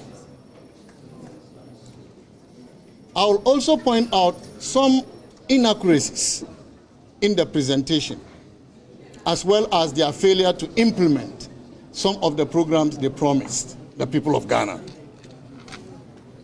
Number one is on the issue of reserves, international gross reserves. Most of you were in this parliament when the minister brought the reserve management policy. They call it accelerated reserve management policy to this house for parliament to approve, in which document they stated that by the end of 2026, reserves, gross reserves will reach 8.6 months of import cover. Sadly, in the minister's presentation today, he stuck to 3 months of import cover. So how can 8.6 months of import cover all of a sudden become 3 months of import cover? Number two, primary balance. If you recall, in 2025, when they presented the budget for that year, the minister did what we call voodoo analysis of arrears by asking every MDA to bring arrears, even when they were not recognized by the Ministry of Finance. He put together about 67 billion Ghana cedis. If you recall, we told you and the people of Ghana that what the minister was doing was propaganda. As a result of the inclusion of those arrears in the budget, the fiscal outturn was distorted. In fact, in the 2025 budget, the minister reported that the primary fiscal deficit was 3.9% for 2024. He did this so that he could undermine the previous government. 7.9. 3.9%, not the overall fiscal.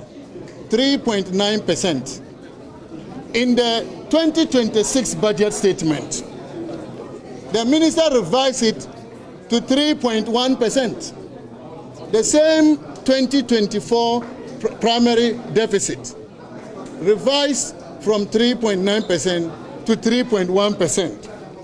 In this mid-year review, the minister has again revised it to 2.9%. Ghanaians can now see that these governments are just interested in propaganda. How can primary deficit for 2024 move from 3.9% to 3.1% and now to 2.9%? This confession is not by accident. It is because the minority kept telling the world that this government was misinforming the people of Ghana. And this confession is coming immediately after another confession by the Bank of Ghana governor, I think yesterday or 2 days ago, in which he alluded to the fact that the financing of the gold board was inappropriate. It was misappropriation of funds, it was misuse of funds, as a result of which they recorded losses of about $900 million. The governor of the Bank of Ghana now confessed that it was a bad decision, and therefore the Bank of Ghana has discontinued with the financing of the gold board. This is what we thought the minister should be talking about, because it is his policy that led to the establishment of the gold board that has occasioned these huge losses to the state. And the minister didn't mention anything in relation to that throughout the review. Let's look at the debt size. Ghana's debt stock at the end of 2024 was 720.7 billion Ghana cedis.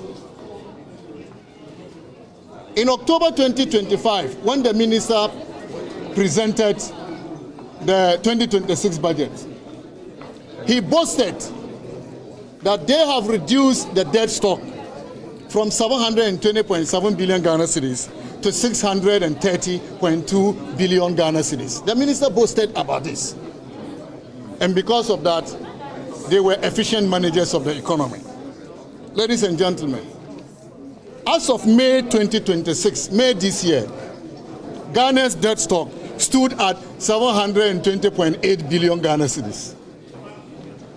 So the 720.7 that the minister condemned, we handed over to them, which they reduced to 630.2 billion, is today back to 720.8 billion Ghana cedis. Gymnastics.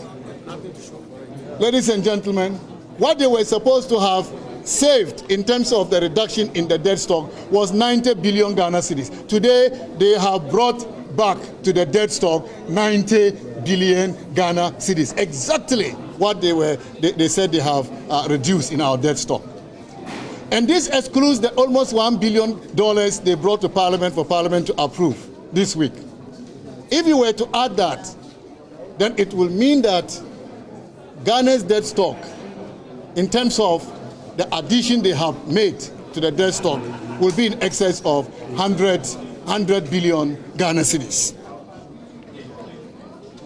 And so, ladies and gentlemen, of all the costs that we incurred as a people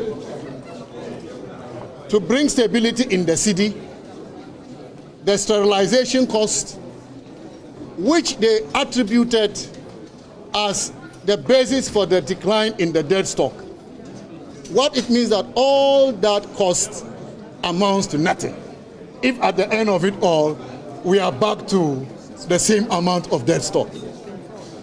People must answer for this, and in due course, we will hold those people responsible for this.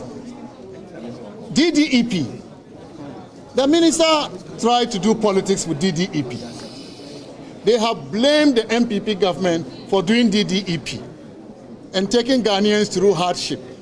But the minister is happy to claim the decline in the debt to GDP ratio to 45%. How did we achieve the decline? We achieved the decline because of DDEP. And so it's hypocritical. Why you will condemn a government that did the debt restructuring, and then you tend to take credit for the effect of the debt restructuring.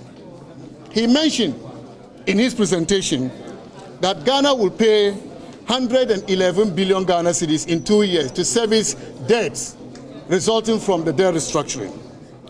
What the minister failed to say is that without the debt restructuring, Ghana would have been paying 230 billion Ghana cedis to service those debts. And so a government that has worked so hard to reduce what we would have been paying.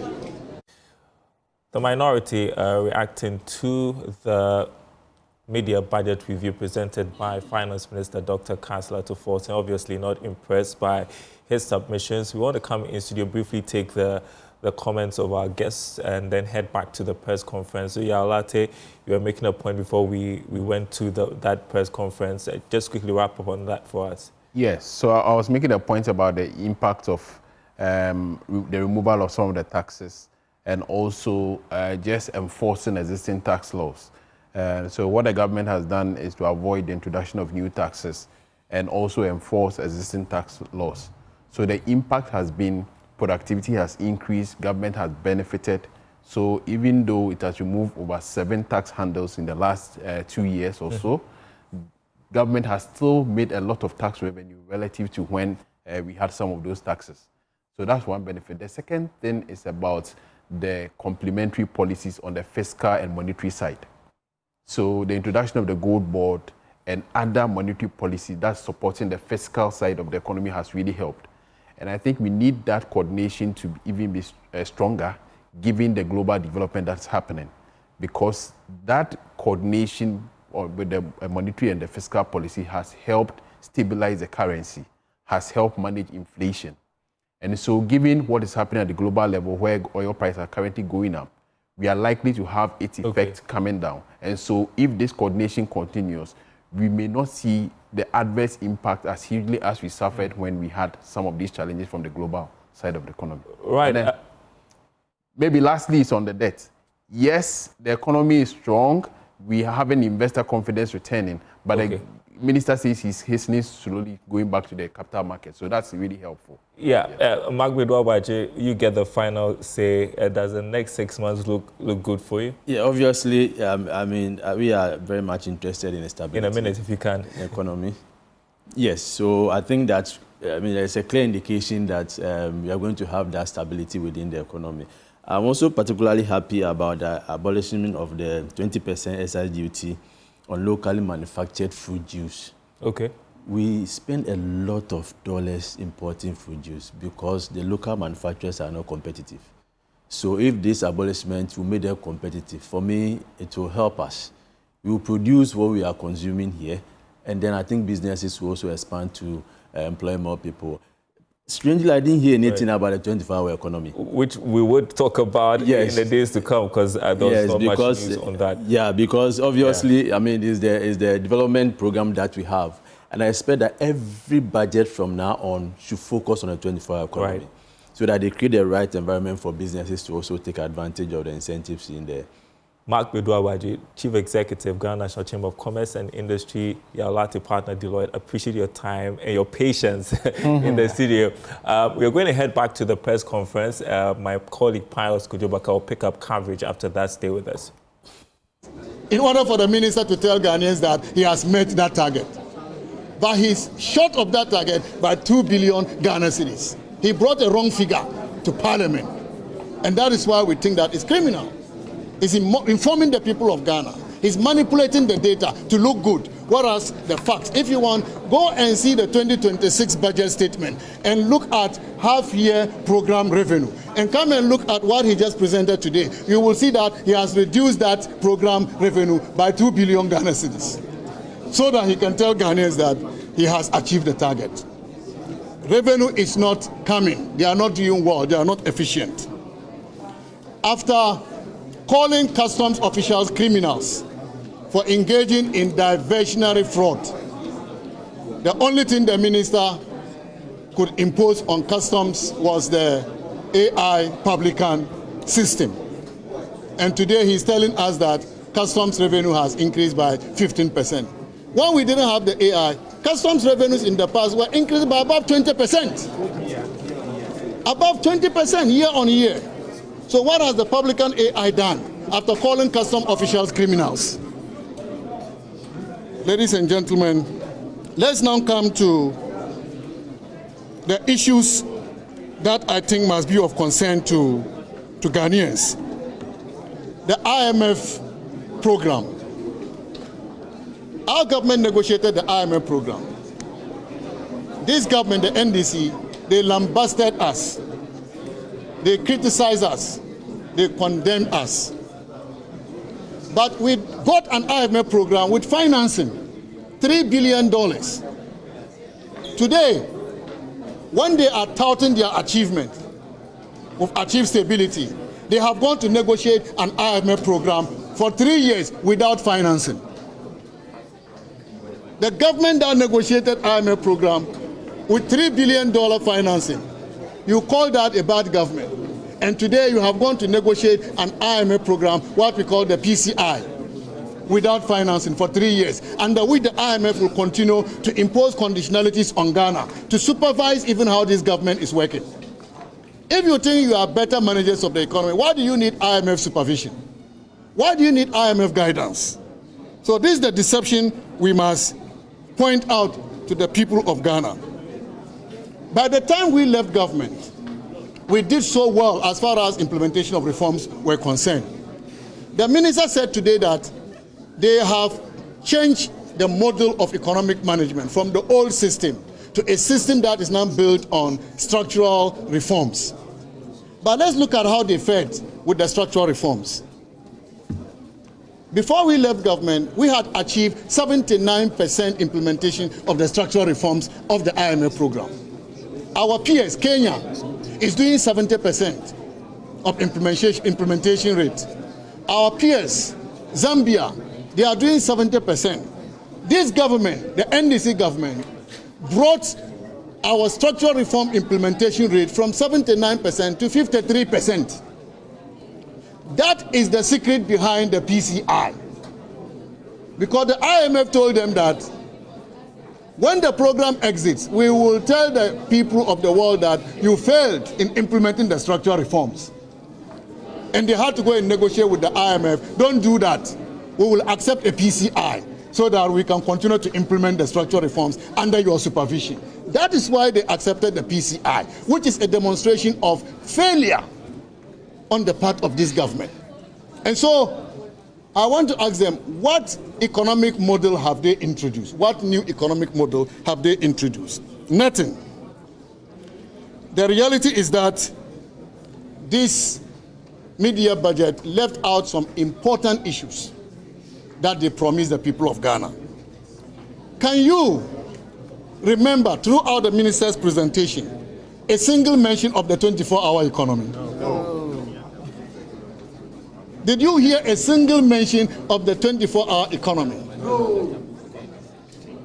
Which is their flagship economic blueprint. And so the young people of Ghana must now know that this government is not going to give them the jobs they promised them. Did you hear throughout the minister's presentation a single mention of the 1 million coders program? No.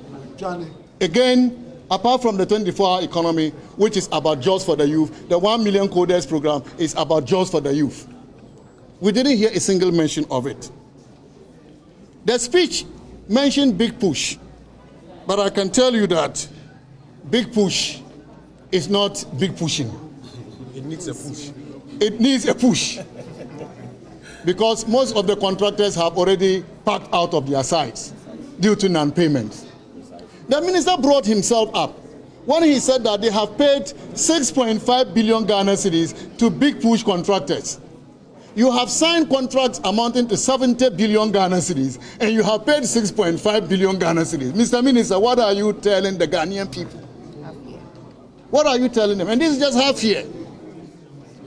And then you come and boast that big push, 6.5 billion, and his colleagues will say, we have paid. 70 billion Ghana cedis, you have paid 6.5 billion, and you are boasting of that, as a result of which contractors have packed out of their site. Let me now come to growth, the growth strategy.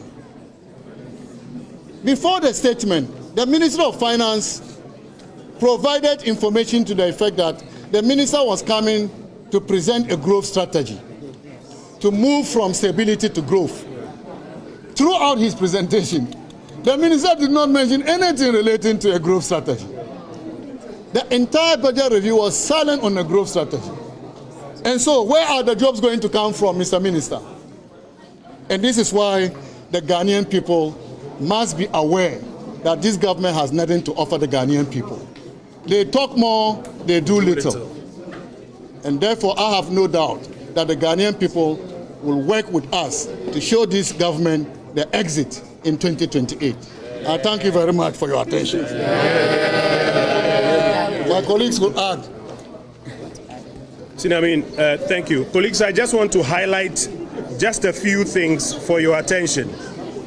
In the minister's presentation, I'm sure you heard him saying that as part of their fiscal reforms, they did not introduce any new taxes. You heard him loud and clear. It is our hope that you do not have a short memory, as they are hoping that you do. Remember, they've told you that the people of Ghana have a short memory, so they can tell you anything and they believe you would have forgotten the facts. For the records, they introduced a 2% growth and sustainability levy on the gross production of mining companies, a special import levy of 2% on cost, insurance and freight value of certain goods, and then 15% VAT on non-life insurance premiums. The fourth tax they introduced was the growth and sustainability levy for 2026, 2027, 2028. Then they also introduced a special import levy for 2026, 2027, 2028.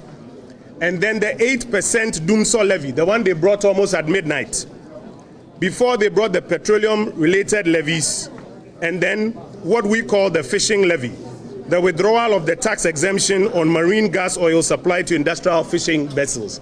Those are 8 taxes that this government introduced. Yet today, the minister was telling you they hadn't introduced new taxes. Even today, if you didn't pay attention, you would have missed the fact that he introduced one more tax.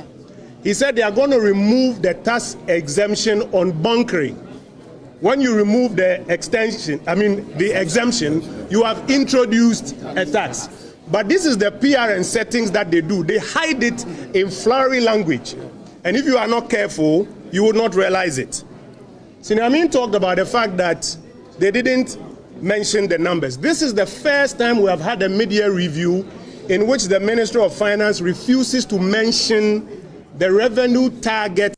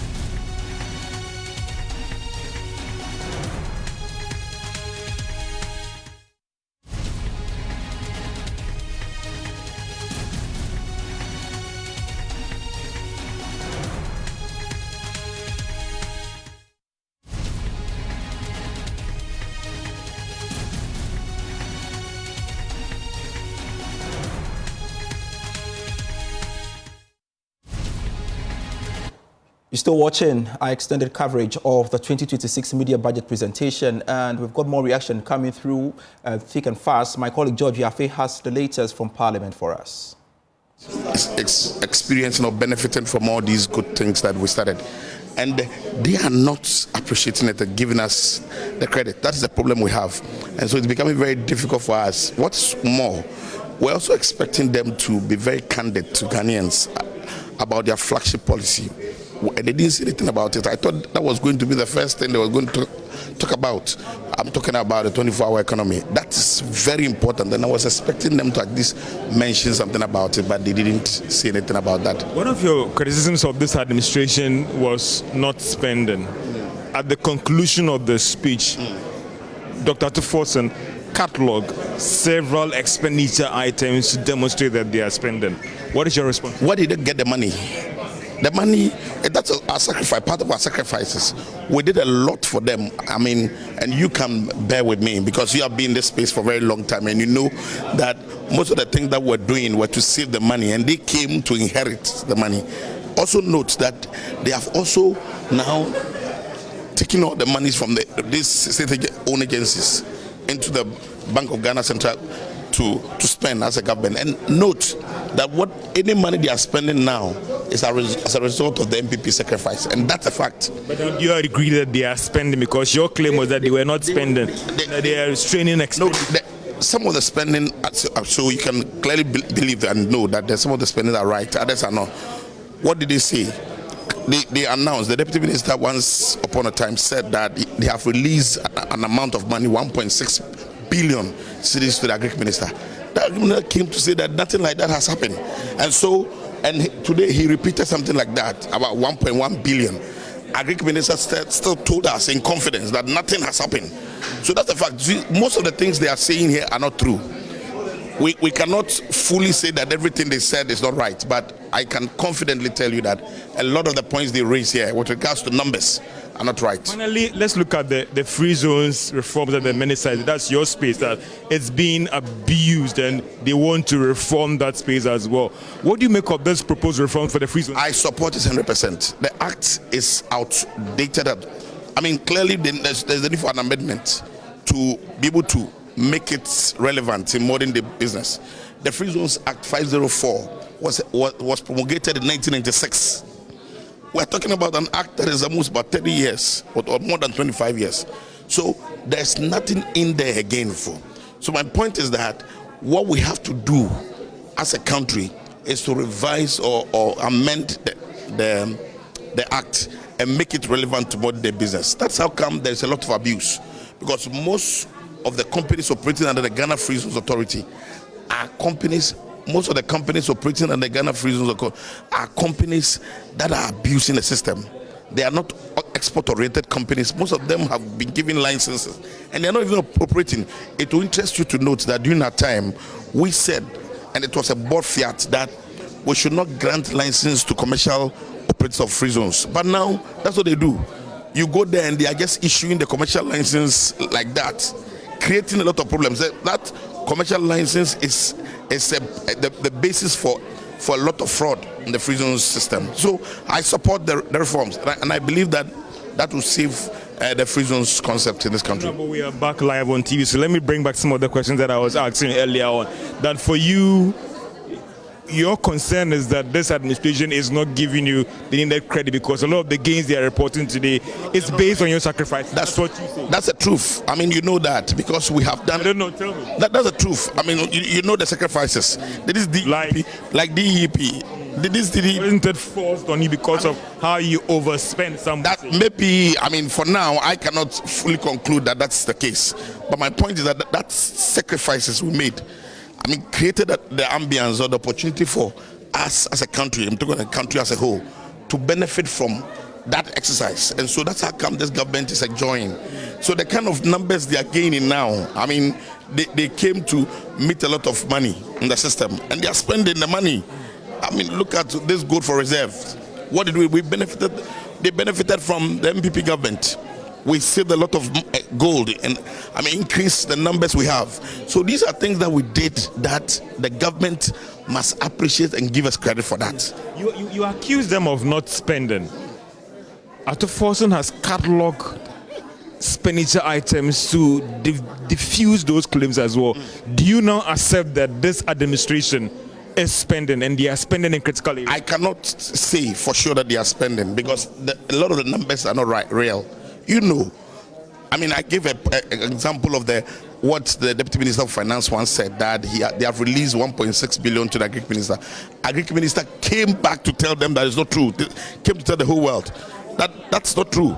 Today, Forson said again that they have released 1.1 million. And the Agric Minister has told us again in confidence that's not true.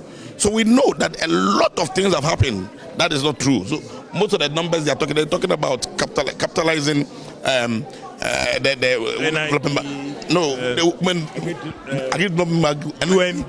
Prudential. That one is even through an arrangement, the amalgamated arrangement. But I'm talking about the fact that the Development Bank. Sorry. Yes, the Women Development Bank, the capitalization of 400 million. They just said it. What is the evidence? They should prove it's not true. It is not true. We don't believe it. We don't believe it at all. They said they have given the Ghana Enterprises Agency an amount of almost about 10 billion to spend to support small and medium enterprises. I mean, businesses that are below 5 years down. As I'm talking to you now, we engaged them just about 2 weeks ago. Nothing like that has happened. So the numbers are just being churned out. But in reality, most of the numbers are not real. They are not good numbers. Well, I appreciate your time so much, and thank you so much. And we'll talk. And this is our coverage of the mid-year budget review coming to you live from Parliament. You've heard the former Deputy Minister there explaining and arguing about the fact that even though some of the numbers might be accurate, there are even some problems as well with the numbers. Also, we've been engaging the former Deputy Minister or the Deputy Minister of Finance as well, and he's insisting that with what we've seen with these numbers as well, government is actually committed to maintaining that fiscal discipline going forward. The views have been mixed in terms of who you engage. If you engage those on the majority side, they think that they are on track, the numbers are doing well, things are doing good. If you engage the minority side, they think that government is still not being truthful with the numbers in terms of the actual situations on the ground as well. So these are some of the things that we are picking here. The majority think that they are on track, but the minority think the different view. So we are still trying to engage several persons here on the ground in terms of the former Minister of State and all those things about what they think about the situation as well. Honorable, thank you so much for your time and joining us for our coverage of the mid-year budget. You've accused government, I asked the other colleague and I also asked you accused government of not spending. The minister in his conclusion did several line items to show that they are spending. Would you now revise your notes on the fact that government is not spending? Yes, it's not spending. You see, first and foremost, I've been a finance committee chairman of the Metropolitan Assembly of Secondary Takrady for 8 years. Okay, and if you are running a budget, your ability to raise the revenue is key in spending. So if you are not raising the revenue, first and foremost, it shows that you are lazy. If we give you a budget to spend and you don't spend that budget, you are also lazy. It was just down by 1.2 billion or something. You know what 1.2 billion means? And you see, what you should also understand is that they themselves half year, they took away 2 billion out of that money. So add that one to the 1.2 you are talking about, and it comes to about 4.2 billion. So I want you to understand that they are not performing on their revenue, and if you are not performing on your revenue, you also not performing on the expenditure. That is why they have cut back on expenditure. It takes discipline and prudence to cut back on expenditure. In fact, it also takes laziness not to raise the money. It also takes laziness not to raise the money. And today, that is why you see that the ministers are fighting. The Minister for Agriculture was fighting the Minister for Finance. The Minister for Education was fighting the Minister for... A lot of the ministers there are fighting. For instance, if you take Big Push, for instance, they mentioned huge figures that they are going to spend about 70 billion. If you want to say spend 70 billion and half year, you have spent only 6.5. Ask yourself, less than 10% of that money. Are they spending? They are not spending. So we shouldn't be deceiving ourselves. Okay? Because those expenditures are key to the development of the economy. Not only about government, but also people in the private sector as well. After statutory payment, what government doesn't pay salary? Everybody pays. But the works and the projects that need to be spent on so that we can see so much being done have not been done. For instance, they talk about coders program. Did you hear that in the budget? No. They talked about... But this is a mid-year budget, some would say. No, but... It's not a main budget. But mid-year, after 1.5 years, your mid-year budget will have to show the big promises and how you are solving those problems. So if you are still paying goods and services, you are spending on only compensation, and the major projects that will affect the Ghanaian youth are not being funded, clearly you are not spending.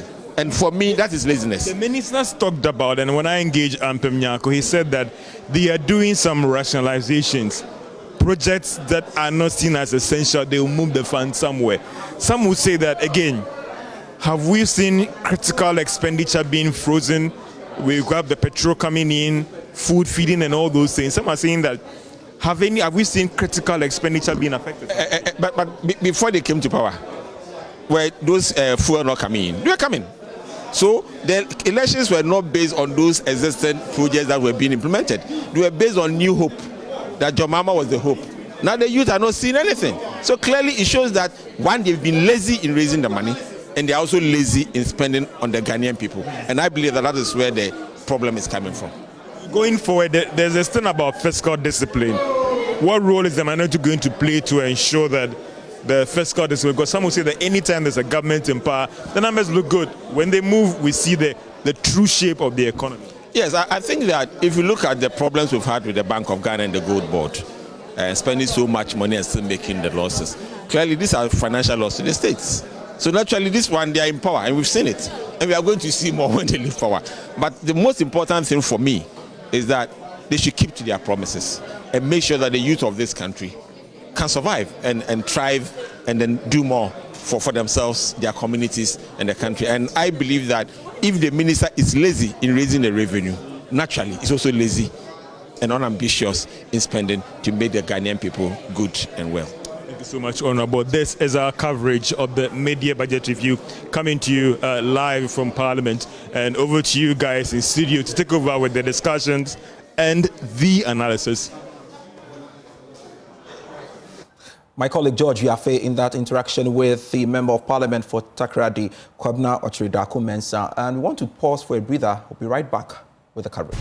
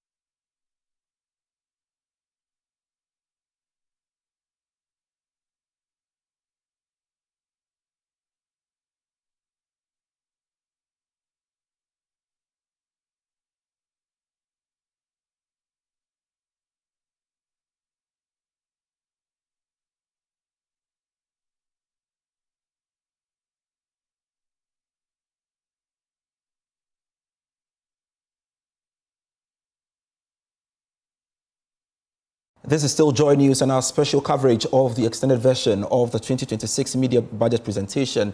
And of course, we've got to bring you more reactions. And this time round, we want to engage an economist, Dr. Eric Boachi-Yadom, a senior lecturer at the University of Professional Studies, who is also a senior fellow at Africa Policy Lens.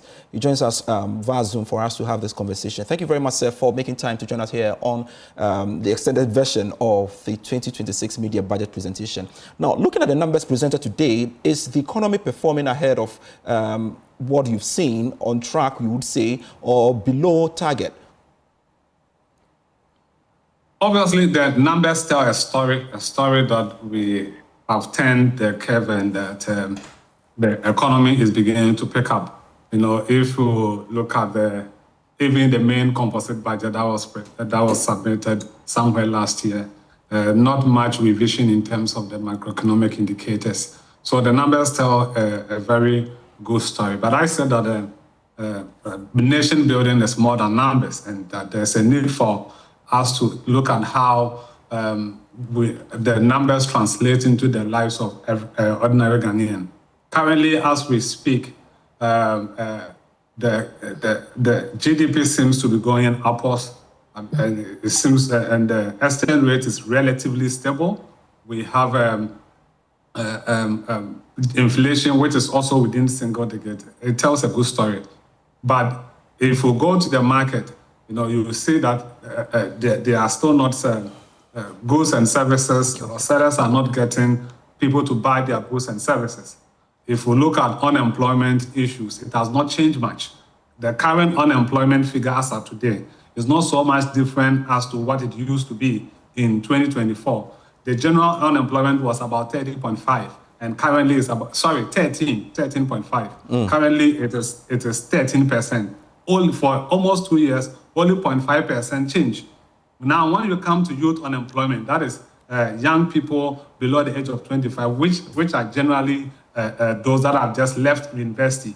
You know, their unemployment level has rather gone up. Unemployment as of 2024 December was about 32%, and currently the youth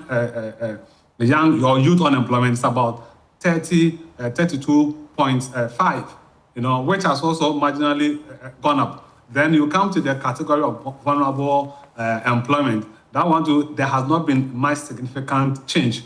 And if you look at the GSS data, it talks about the fact that 7 out of every 10 unemployed persons are young people or are youth. So I was expecting more as in how the growth will translate into real job creation. You know, the reason why we still have the issues of sellers selling and nobody buying is because there are no money, and there are no money because some of the people that need jobs to be able to get money to increase their purchasing power, nothing much has changed. So I was expecting a more nuance and connection between the growth and numbers we have and how it will create jobs. I see. Let's talk about the macroeconomic indicators. The minister highlighted stronger growth, lower inflation, lower cost of borrowing costs, and even improved debt sustainability. Now, for you, which of these developments is most significant for Ghana's economic outlook? Yes, let me pick on the debt sustainability. You know, we have the ECOWAS convergence on the economic indicators criteria, and significant among them is your debt to GDP, which usually they peg it around 60-65. So anything below that is good. I mean, and if we look at the data as presented, it looks good. I mean, however, you will agree with me that in nominal terms, our debt levels have gone up. In the first quarter of the year, our debt level, we borrowed about 33 billion Ghana cedis. Although when you compare the ratio will tell you that the debt levels are dwindling. Is because we have rebased the GDP, and the rebase of GDP was about 203 million Ghana cedis.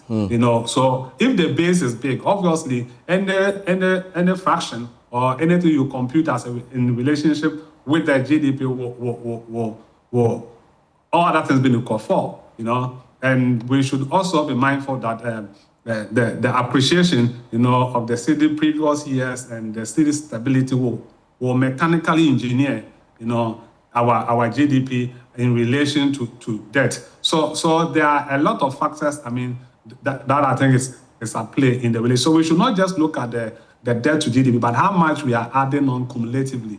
You know, then. Yes, inflation is within target, it's still single digit, but the 3 months consecutive rise in inflation also tells us from around 3.2, we came to about 3.8, and I think last month we were around 5.3%. A gradual rise also gives an indication that the stability, is a little bit shaking, and there's a need for government to look at it. I can say that the government generally is attempting, to ensure that the macroeconomic indicators are correct. But what is left to be done is how these indicators translate into the everyday Ghanaian life. I appreciate that. But from your perspective, would you say Ghana now has moved from economic stabilization to sustainable growth, or is it too early?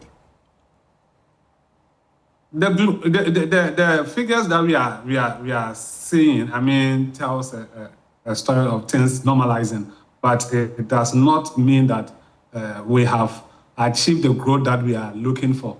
It tells us that government should invest in strategic areas. When I say strategic areas that create employment, and I'm seeing that I'm hoping to see that in the second half of the year, government will invest in their 8 flagship projects like the big push, the accelerated export program, and even the 24-hour economy.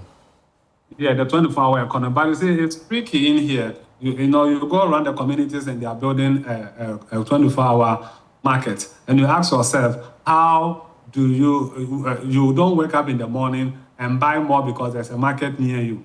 You buy because, number one, there's purchasing power, and there's also demand for it.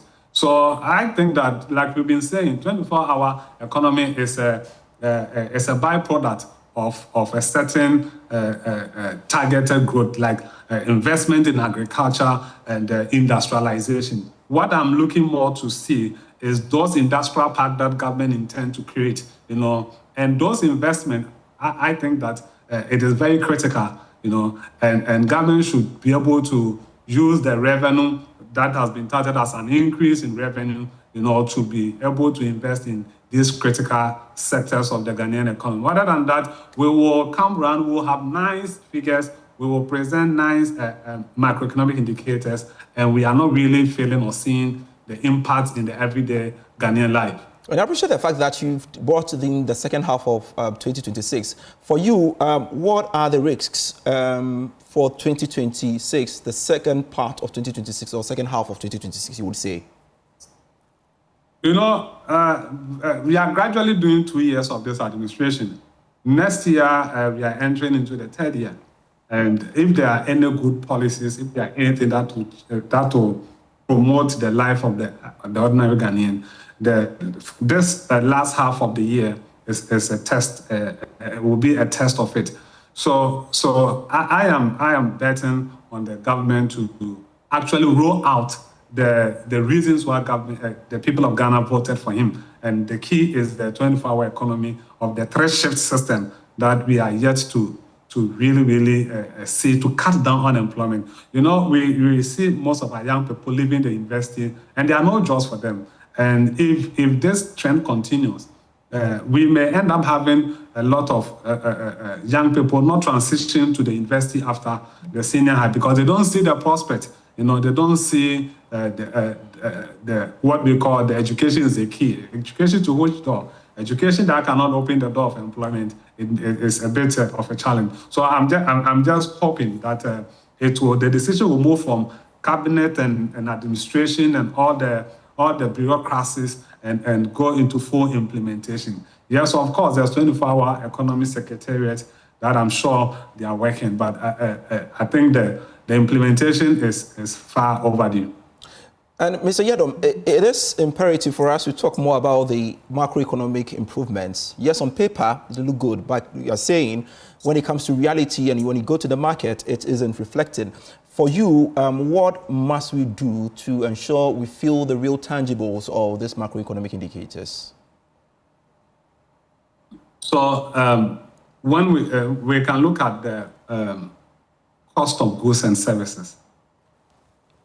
If goods and services are prices are falling, or let's say they are stable relative to my income, assume my income doesn't go up, it means that all other things being equal, I have more money to buy more goods. And here is the case that inflation is in single digit, falling. However, I'm unable to afford,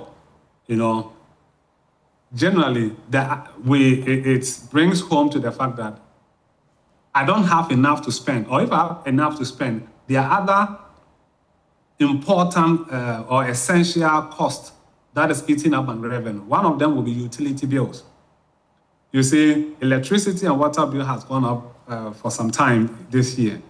So the money that I could have used to buy other goods from the market, I would rather use it to pay electricity bill. I'd rather use to pay rent. Rent prices keep going up. I hear that to be able to afford chamber and hall in some areas like Adenta side, you need to have about 1,500 cedis per month. 1,500, and in some places within that area, it's almost about 2,000 cedis. A young person who has just gotten a job, I mean, you have completed school, you want a 2-bedroom, or let's say, a single room, you may have to give about 1,000 cedis. The average salary of a first degree is about 2,000 cedis. A first degree, it's around 2,000. If you're doing a national service, which is about 700 and something, you can't use it to do anything.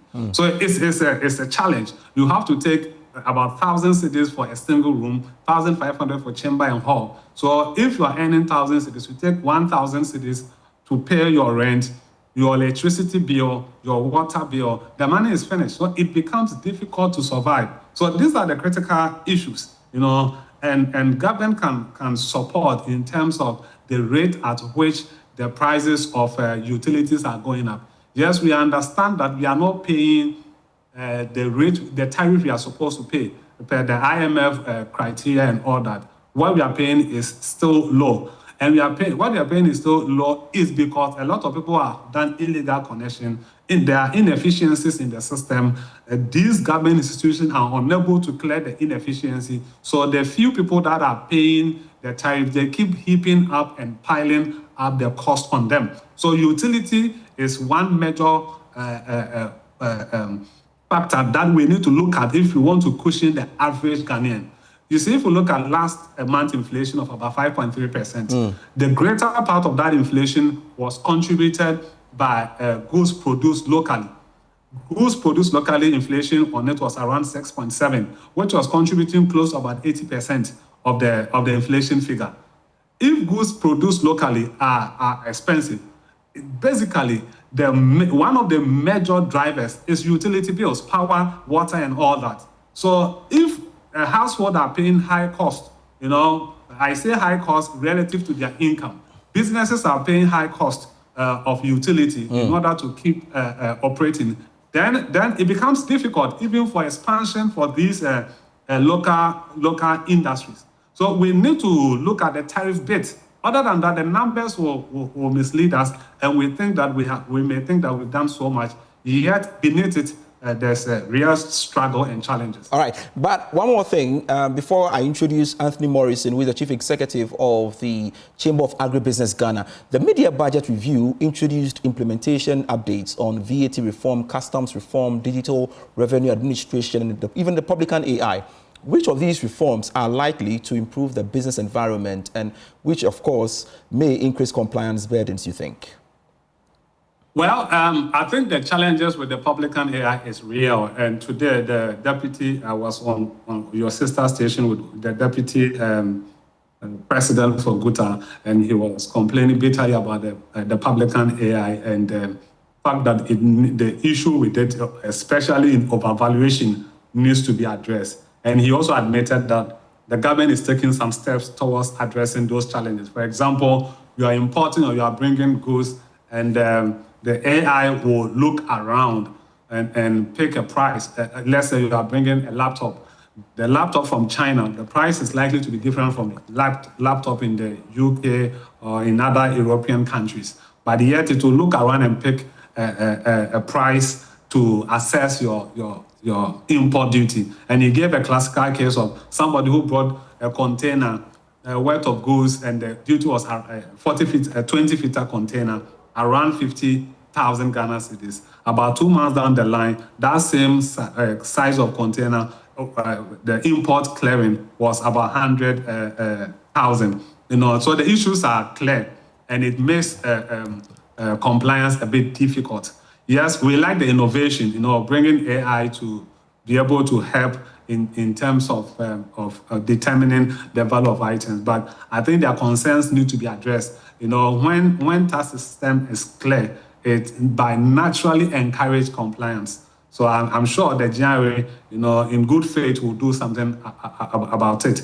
But I also say that abolishing that flat rate system and introducing the new VAT system that has reduced the tax by about 1.9% is also something that we will encourage. But then the Guta, they are complaining that about 18 different forms of levies and taxes that they are paying is still too high. And I think that government needs to have a listening ear in this case. Dr. Eric Boachi-Yadom, thank you very much for your time. I'm glad you could join us here on JoyNews. Now, we want to bring in Anthony Morrison this time round. Anthony, government announced measures to support agro-processing, including removing the 20% excise duty on locally manufactured fruit juices and investing in agricultural roads and transport infrastructure. Now, question to you is, how significant are these measures for agribusiness? Well, thank you very much, and very good evening to your cherished viewers. First of all, we want to commend the President for staying true to his promise. We remembered meeting with the President during the CEO's engagement earlier in the year. And I personally, on behalf of the industry, speaking as the CEO of the Chamber, made a plea to the President that that's a major concern if we are to address the targeted promise in terms of achieving the exports that we're talking about. So there and then the President asked the Finance Minister to consider a review of that. And we want to commend the President, His Excellency John Dramani Mahama, and also the Finance Minister for doing this great service to the industry. If you can recall, we have lost our competitive advantage when it comes to pineapple. Benin, as small as they are the biggest pineapple producer now in Africa. All our fruit juice companies are importing heavily from Benin now. Before the COVID, we were the biggest. As it stands now, we've lost the entire pineapple industry. We only have 2 commercial farms now left. So we think that this will go a long way to revitalize the pineapple sector and also drive some exports. You know, previously pineapple was the biggest fruit exporter among all the fruits, but now we have lost it. We also want to commend the President once again because if you are talking about creating jobs, you know, jobs in the very physical level that are supporting economies. These are the areas that you can count. We're talking about the mango factories, the cashew processing facilities, the fruit juice, the dry fruits, and several derivatives that we are talking about. And this is what we want to see in real terms that are going to contribute positively towards the agro-industry sector. But are farmers and agribusinesses benefiting from the improved macroeconomic conditions? Well, these are the things that we also need to look at. We're talking about 5.3% in terms of inflation, and they're 14% in terms of the policy rate, 45% GDP. Are these the fundamentals that are delivering the farm gate price? No. Are these supporting additional food from the farm gate onto the market? No. Are these enhancing critical interventions within the agriculture sector? No. One of the things the Chamber has been very clear is that as a country, we need to look at, once again, at how we are decentralizing and implementing national projects. We are of the strongest view that it is time we have one ombudsman, one structured strategic national agro-industry development strategy that is addressing the current situation we have in the country. One doesn't know what kind of strategy we are implementing. And this is also not helping in terms of addressing issues with regards to investment mapping from both private sector and also at the foreign level. So there is more to be done. We're talking about the 30 days industry consultation on the custom exercise, which the previous speaker has alluded to. We're talking about the farmer industry, especially on the side of the new cocoa pricing mechanism, the FOB price, and most importantly, talking about the poultry and the livestock sector. And let me be clear here. Been in this industry for several years, having worked at several global levels and supporting other African governments. Any government that seeks or sought to achieve any successful reliance and food security and to also agro-industrialize itself must be looking at putting livestock first. In terms of livestock, we are achieving clear targets in terms of your food security, in terms of your export, your agro-processing derivatives, your biomass support for energy consumption, and quite a lot. So we have, over the years, been fixated with food security, and yet end up importing more than $5 billion worth of food annually. We need to be clear. Where do we put livestock production? If we put livestock as our strategic roadmap, we will be clear that we are achieving not only the protein needs of this country, but also we are also achieving the nutrition and other derivatives that are needed. If you look at it, we import poultry, we import frozen chicken, frozen meat, livestock from Benin, Burkina Faso, Niger, Mali, and several places. The cost of that on the economy is quite impactful. So we need to look at most of these things and to be consistent as well, talking about the African Union CADEP, 10% incremental in terms of our national budgetary allocation towards the agriculture sector is another